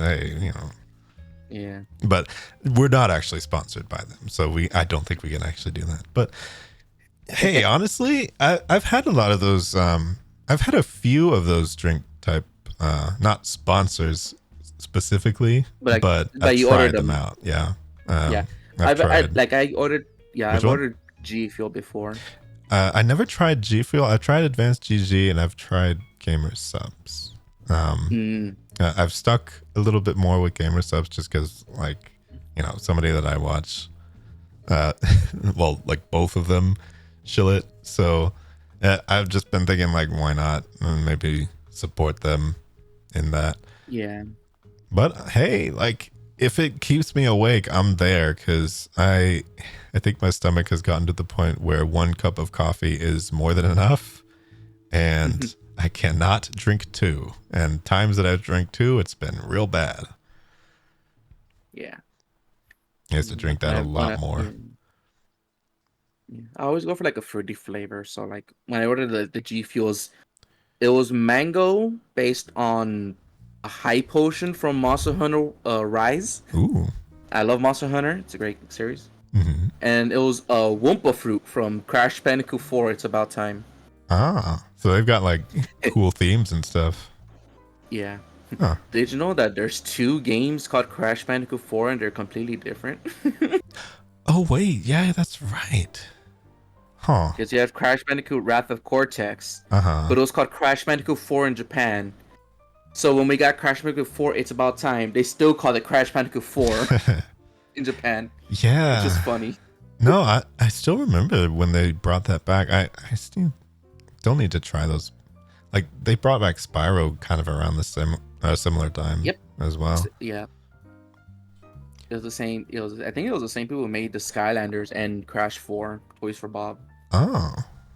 And I think they also made Crash Team Rumble, the newest one. Man, all those. I feel like a lot of those platformers kind of came back, but never Gex. Gex never came back. Gex is coming back. Gex is coming back. Oh, never mind. Yeah. I stand corrected. Limited Run Games announced a Gex trilogy. Really? When is that coming out? Good question. We're not sure. Well, you know, but right after Silk Song? Mm-hmm. Yeah. Right after Half-Life 3? Yeah. The trailer they gave out is like very James Bond-like. Oh. But then out comes out Gex instead. in the tuxedo suit. I'm sure some people will be very, very happy about that. My friend texted me, when is it coming out? I'm like, I don't know. But he just announced it. Well, get on it. My friend loves Gex. Mm-hmm. I feel like there's always somebody. There's like always an old platformer that captured somebody's heart. Because for me, it was Jazz Jackrabbit. And well, I don't know if a lot of people don't really remember that one just because it was on like very early Windows type of games. That was the one with the green bunny, right? Yes, it was the one with the green bunny. I remember seeing that. Yeah, I think there was like, wait, who played it? No, I said I remember seeing it, but I don't think I've ever played it. Oh, okay, yeah, because I know that there was it was like an episode of like Game Grumps. I think it was on. There was some other people probably played it like early YouTube days, but most of the time people don't know that one. But that was actually the reason that I chose being a bunny. Because of that series. So yeah, that's my Gex, I suppose. Yeah, for me it wasn't really a platformer, but a game I played on the PSP got a PS4 remake. It's technically a PS1 game that I played on the PS3, PS1 classics, and it's on the PS4. Mm-hmm. And I enjoy it. Might be a game I played during October for stream because it's very spooky like. Oh, which one? It's called Medieval. Oh, Medieval. Okay. Yes. Yeah. I really enjoy that game. I've seen. I think I saw that the remake was there, but I never got a chance to play. I don't have the money for it, but because I did got PlayStation Plus like premium, it was there. I downloaded it, and I'm having fun with it. I enjoy it. Yeah. Wait, did you ever play like Ghosts or what was it, Ghosts and Goblins? Yes. How'd you do? So I never played the original NES because I never owned the NES or no, I didn't own a Super Nintendo. Yeah. But I got the remake on the PSP. I think it's called Resurrection or something like that. Yeah. I had fun. A bit difficult, but I'm nothing I can't handle. Yeah. You seem to not shy away from difficulty. No. I've enjoyed my share. I've enjoyed playing Dark Souls at times because it feels like a game I could have wrapped my brain around saying, all right, what can I do different this time? What can I do to survive? Honestly, it is simpler than people think. Yep. Like, a lot of those situations that you get yourself into, they become harder when you allow yourself to be ambushed. And so, if you're just taking one enemy at a time, usually you can do it. But when you let It's it get into like a giant pile and you can't handle a bunch of enemies at once, usually ever.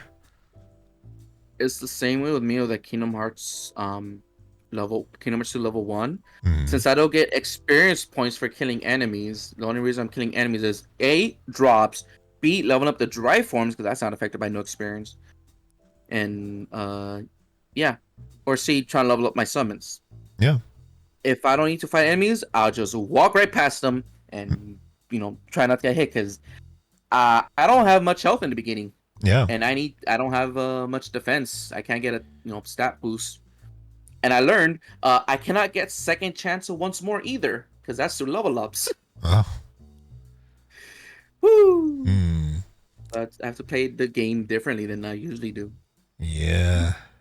I don't know if I can really think of a game in which that I've tried to switch it to thinking of it that way. But whenever I tried to play Neo, I basically played it like a stealth game. Like I was just so slow and so careful and methodical, like looking around every single corner, trying to make sure that I did not get ambushed by anything. And sometimes it still happened, but I could handle it because it was just like, if I'm taking one enemy at a time and trying to make sure that I take one enemy at a time, I can always do it. Yeah, that's that. I think that was the only one I've played and beaten Star Wars Jedi Fallen Order. Oh, I gotta play that one. It seems so cool. Like I just started it and then I stopped. But I remember my friends were impressed because when they beat the game, they had like 7 health recovery items. I only had 4 Oh, going to the final boss, wow. and I beat it. They were impressed, and they're like, "You should play Sekiro at some point, because holy damn!" Yeah, I've tried Sekiro. That one is. I always hear people compare it to like a rhythm game, practically, with how much the parrying matters. I'm curious about that one always. I definitely like the aesthetic of it way more than Dark Souls. I really want Bloodborne, but it's not on PC, so what can I do? Everyone wants Bloodborne. Yeah. Well, I played a bit of Bloodborne. I find it fun as well. Yeah. I don't know. I feel like it's one of the few where no matter how many times I watch somebody play it, I still actually want to play it, and that's a rare thing to me for games, because sometimes like if you watch somebody play something too much, it'll be like as if you already played it. But with Dark Souls, I'm always watching people knowing like right where to run and where to go and everything. I know that I wouldn't know all that, so I know that if I played it myself, it would be a different experience, because I can't memorize maps like that. Yeah. I feel like the closest thing we have to Bloodborne PC was is Lies of P. For sure. Yeah. I need to get that one. It looks so good. Same. Why must everything be $60? Or 70. Or 70 now, yeah. The new standard makes it even harder to get anything. And I remember back when games were just 50. I remember back when they were 30. I don't remember that at all. Yeah. Because I never really bought games for myself until like the DS Wii era. Yeah. Which even Wii games were like about 50, while PS3 were 60. Yeah. I don't know. 60 seems to have been the standard for quite some time. I remember there was a 40 era for a little bit for some games, and then it just went straight to 60. Or like it went to 50 for a while and then it went to 60. But I guess I get it now for them to try 70. It just still sucks. I remember when controllers were $30. Now they're like 80. Ooh. It's crazy. I still struggle trying to buy a GameCube controller with how many people throw them. Yeah. Smash Brothers. Thankfully, ugh. Well, it feels like Smash kind of just like kept the GameCube economy alive by itself almost.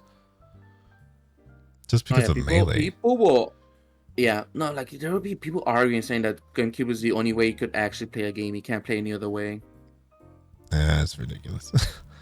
Meanwhile, there's me playing with the only Wii remote on Smash Bros. Brawl. Yeah, Brawl was one I had to skip because I just didn't have it.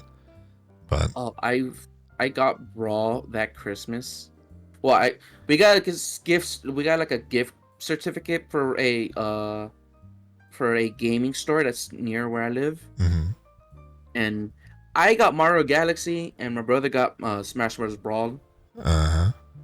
And we had our fun with those games. Brawl specifically made me fall in love with the Smash Bros. Series again because I used to play. I owned this 64 game. Mm-hmm.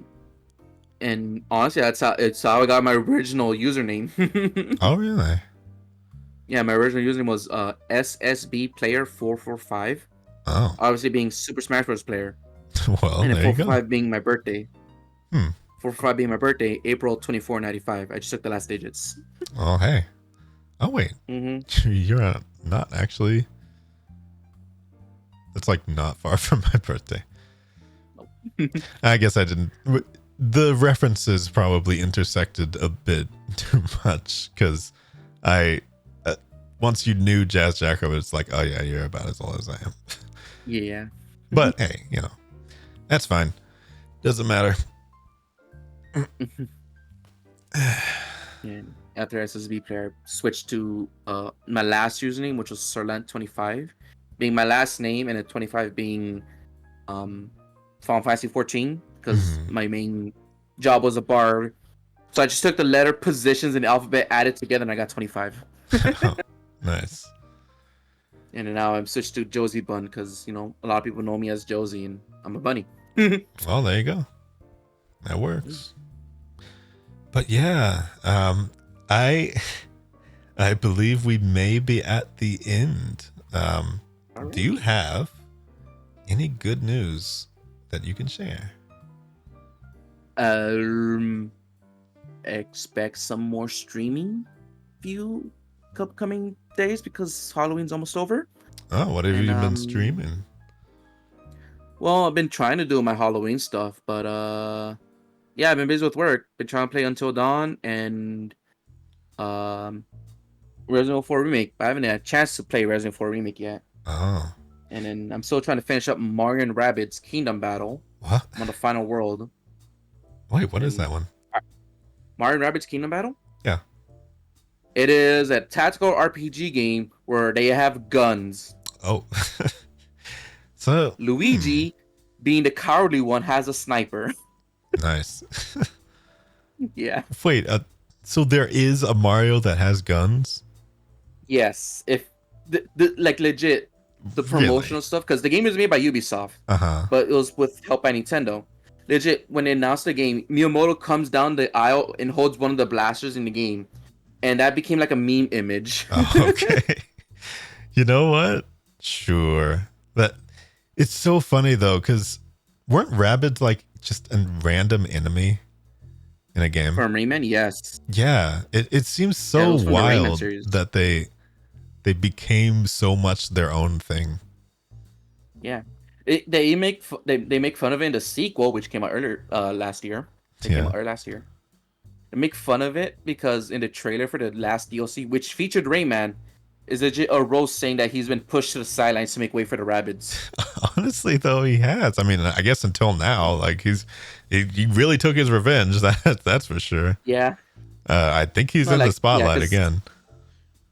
No, because in the trailers for the DLC with Rayman, like he is not happy to see that his teammates are Rabbids, even if they are the good guys. He is not happy at all.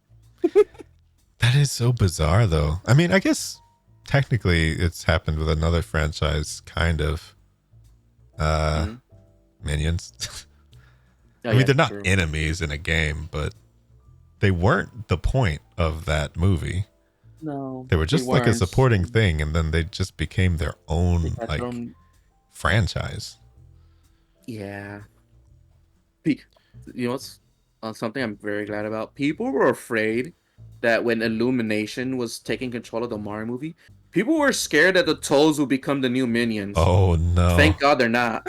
Thank Thank God they're not. goodness. Like that would be awful. Yeah. Yeah. I'm glad that kind of turned out well though. I Yeah. feel like people liked the movie enough to not, rip on it or whatever. Cuz I'll say this: I like the Sonic movies better than Mario movie, but both are great in their own ways. yeah, it seems so strange to me that we finally survived to an era that video game movies aren't seen as like a universally terrible idea because they used to Most be. of them. I mean, Yeah, most of them. most because Most. we like. I enjoyed the movie, but last year we had Resident Evil, Welcome to Raccoon City. Oh, really? I enjoyed that movie. I loved it, but like a lot of people hated the movie. It wasn't good and such. I loved it, but like I wouldn't say it's a horror movie. It's a comedy at most. Oh, The final scene with Leon will always crack us up laughing. yeah. And the scene with the fire zombie. Well, I will say, I think one of the things I've always loved about Resident Evil is that at its core, it doesn't seem like they're really taking it seriously. Like, They're not. there's so much of it that seems like it's serious, but then when you really just pull out and look at it, it's like, wait, this is funny. This is still silly. Like the boulder punching and the everything in 6 at all. It's all I've never funny. Played 6. Funny. I've never seen anything of 6. Funny game. 6 was. I actually recommend 6 if you want a good laugh. It is crazy. You sure? I hear people do not like 6 at all. It is not a non-functional game. It is just okay. It's kind of janky, but everything. Okay, watch a cutscene video of 6. How about that? Are you thinking of 5? The one No, well, 5 is the one with Chris and the boulder and stuff. Yeah. Yes. Okay. But 6 is the one where it's basically a Michael Bay movie. Yeah, I know that's what people call it. Is like just pure action out, not much horror. Yeah. But yeah, 5 will always be one of my personal favorites because how campy DC Douglas delivers his lines as Wesker. He said his. Oh no, I was just gonna say that you seem to be more like a co-op gamer, so I imagine that there's co-op. You probably had somebody actually piloting Sheva in a way in which she didn't just get you killed. It was my best friend Kudo. Yeah, it was my best friend Kudo. We played it like 2 years ago. She's scared of zombies. Mm-hmm. We played 2 years ago. She had me do most of the work. Especially since my favorite weapon is a shotgun and hers is a sniper. Mm-hmm. And she said she wanted to do it again this year, Resident Evil, but like she got busy at the last minute. So I think you should do 6 for the laugh, and then do 5. Sure. Make fun of 6 while you can, and then do 5.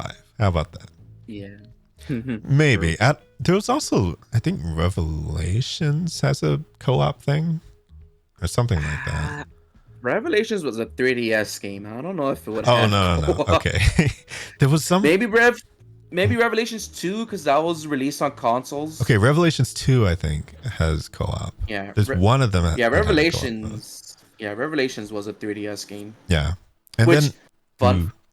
Oh wait, what? Fun fact about Revelations: if you ever get a physical copy of the game, the spine on the 3DS game case is misspelled. What? Yeah. No way. Instead of saying crazy. I think instead of saying Revelations, I think it says Relevations. Relevations. Yeah, they mixed the L and V. Whoops. No, they I do feel as though it's sad that they don't seem to understand that they could do a lot with making a proper co-op one again, and I kind of hope that's what they do with the next one.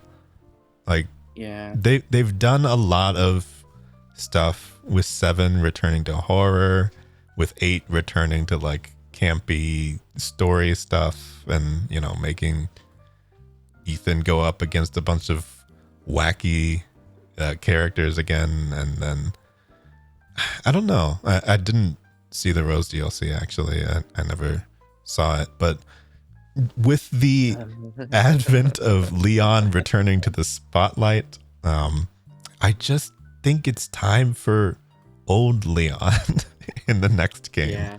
Just do it. Just put him back. We want to see what he's doing. Yeah. And give him a partner or something. Yeah. I played the Road DLC for stream last year. I was fucking scared. Oh, okay. Yeah. Sounds like it's good then. So, I'm not sure how much you know about Doctor Who.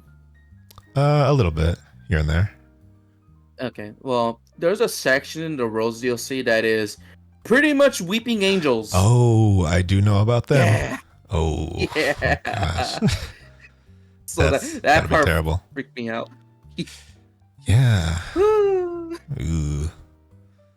Honestly, it's interesting though, because it almost seems as though every level of 8 was like a reference to an older game.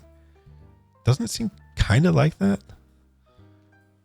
A bit, yeah. Like every, because I remember someone said like 8 had a lot of vibes of Resident Evil 4. Yeah, it had a lot of 4, but then some sections of it, like when you're in the castle and everything, that is a very RE1 type of thing.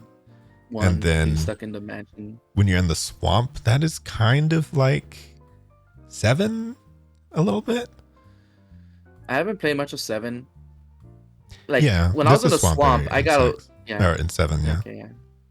Yeah, when I was in the swamp, I still got 4 vibes, mainly because most of the time it was mainly because the lake. That's the beginning of 4. Yeah, true. Yeah, the lake that nobody shoots and nobody asks you to shoot. Yeah. It's almost tradition. I can't even believe that I got to see so many people this year fall for that again. It's so good. It's like a new wave of people seeing like, oh, shoot the lake.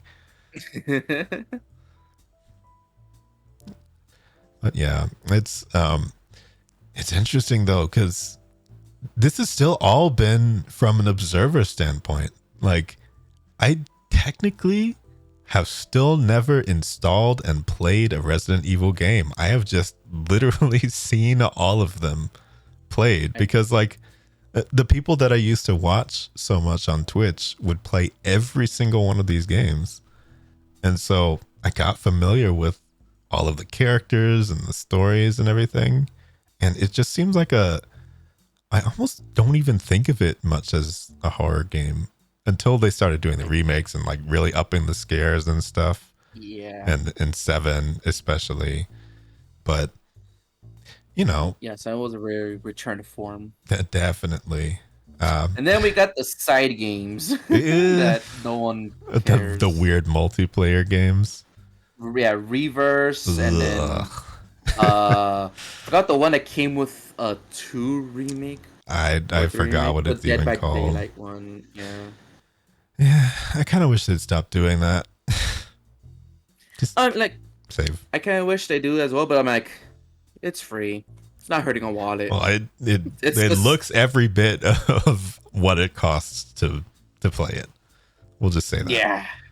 I mean, yes, there's microtransactions, but getting the game, it's free because Reverse comes with every purchase of 8s. To the point where like I feel like they know it's not gonna sell well, so they just gave it out. Yeah, it's the free internet CD and the cereal box of games at this point. It's like, I have it, may as well. But just once I get back streaming, I feel like there's gonna be a 9. Streaming, huh? Yeah, when I get back streaming, I do have one other platformer game I want to play. Which one? As well. Donkey Kong Jungle Beat.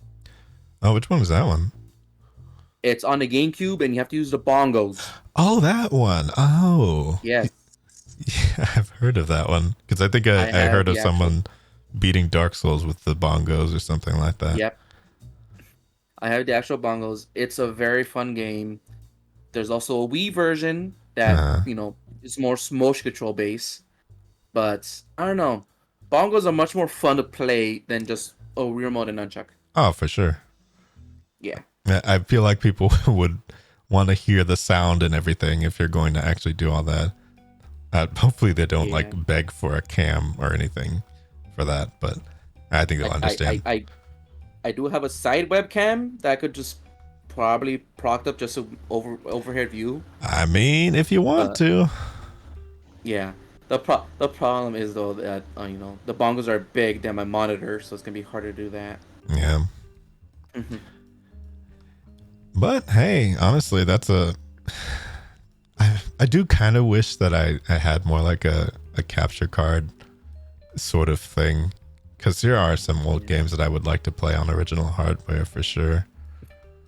Oh yeah, definitely. Because I did a playthrough of GoldenEye earlier this year that I can never do on the Switch or the Xbox version. Yeah. It has to be something done only on the N64 version, and that is play the game with 2 controllers. What? There's an option for playing the game with 2 controllers.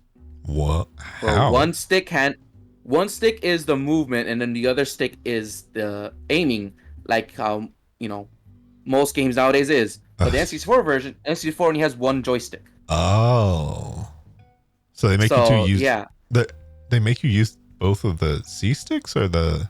It is both control sticks. Oh. So if you plug in 2 controllers, you have an option to play with 2 controller mode, and that's pretty much how I played, using 1 stick to move and 1 stick to aim, like a traditional shooter game. Wow.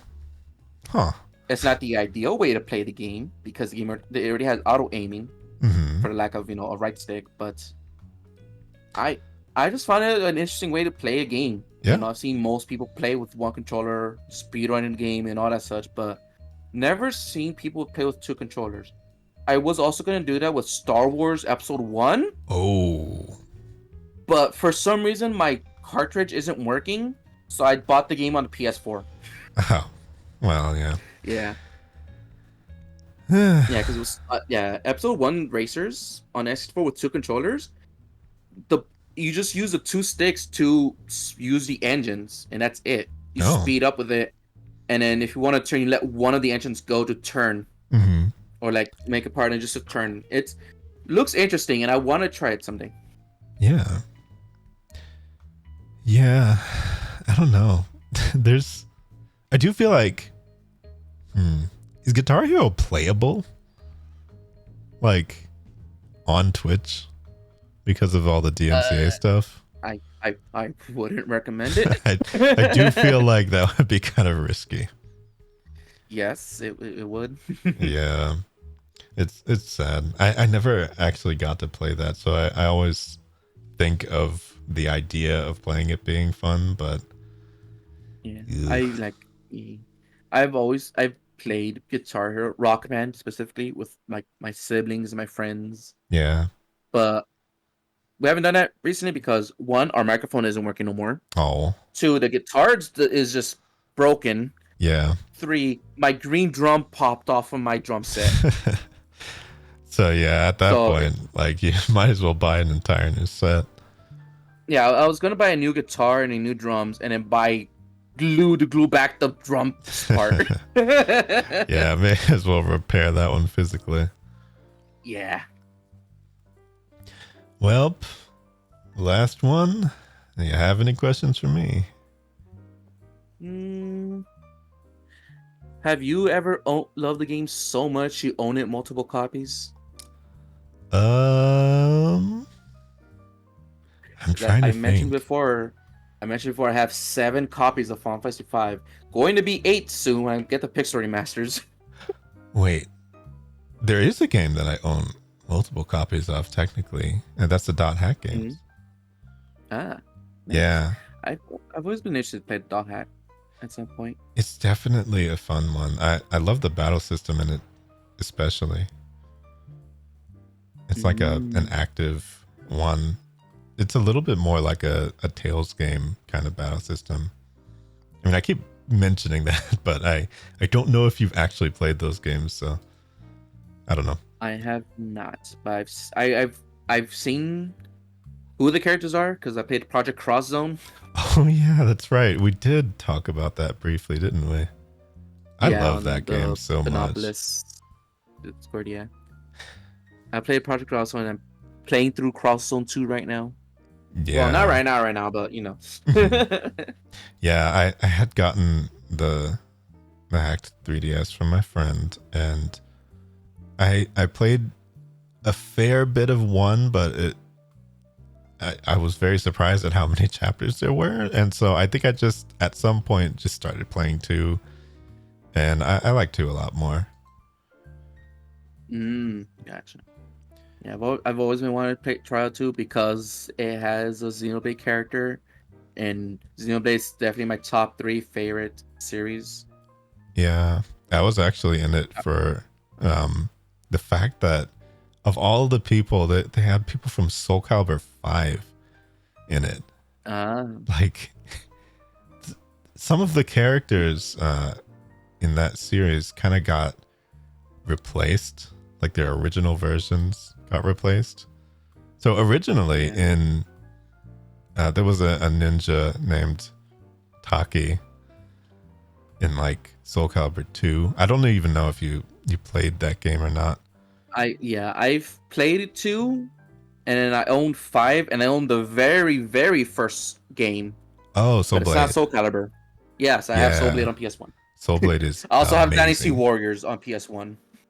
Oh, yeah. That's a fighting game and not the traditional Warriors type.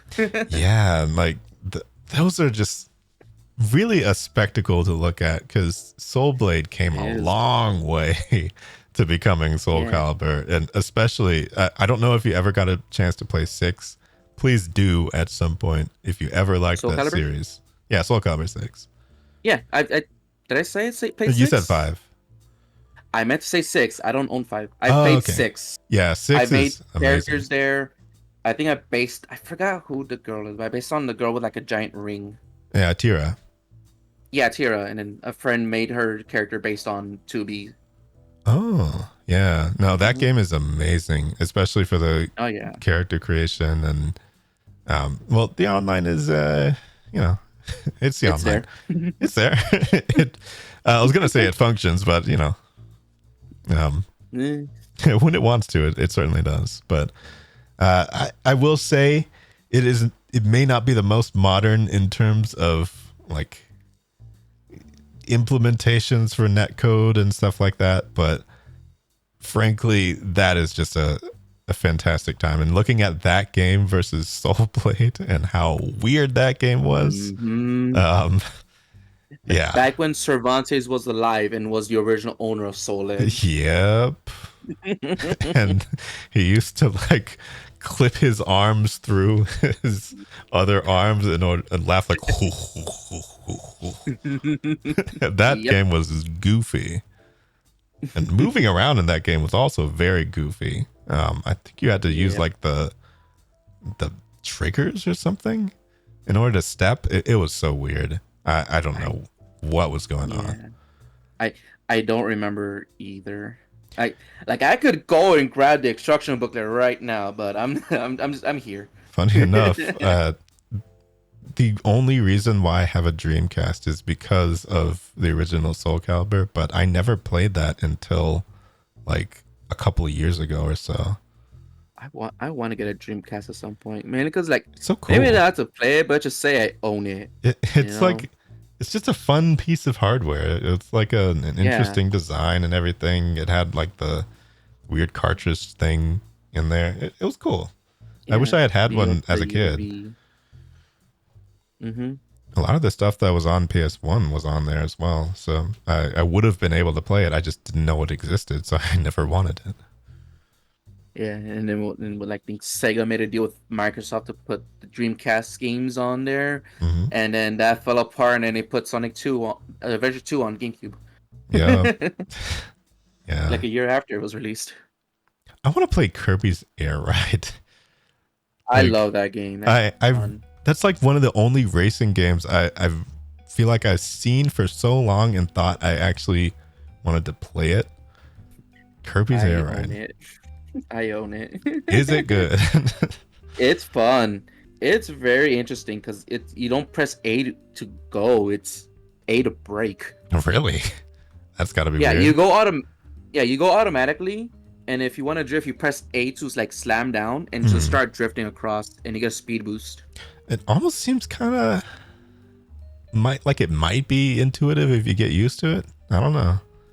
Yeah, and then like the best mode is City Trial, Oh.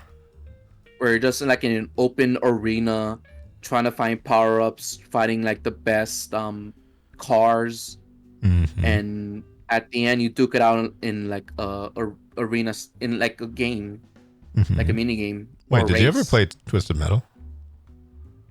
I played the PSP one head on. Oh, I never played any of them. Yeah, I could download I think 1 and 2 on the PS5 now. But yeah, I've been interested in the series. And I want to check out the show. I'm so curious. Like we were talking about game adaptation stuff, but I mean, The Last of Us was another successful one. People seem to like that show as well.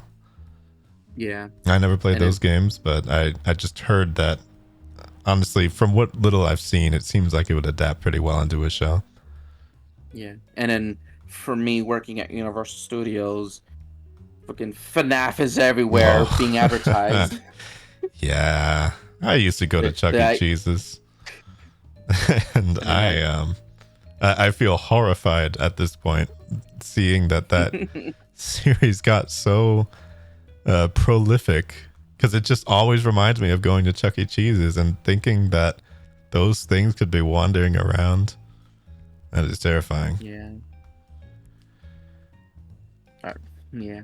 I mean, I wouldn't even work at an amusement park for that reason, because there's plenty of animatronics there. Yeah, well, I'm just used to it. Yeah. I'm sure that they don't bite.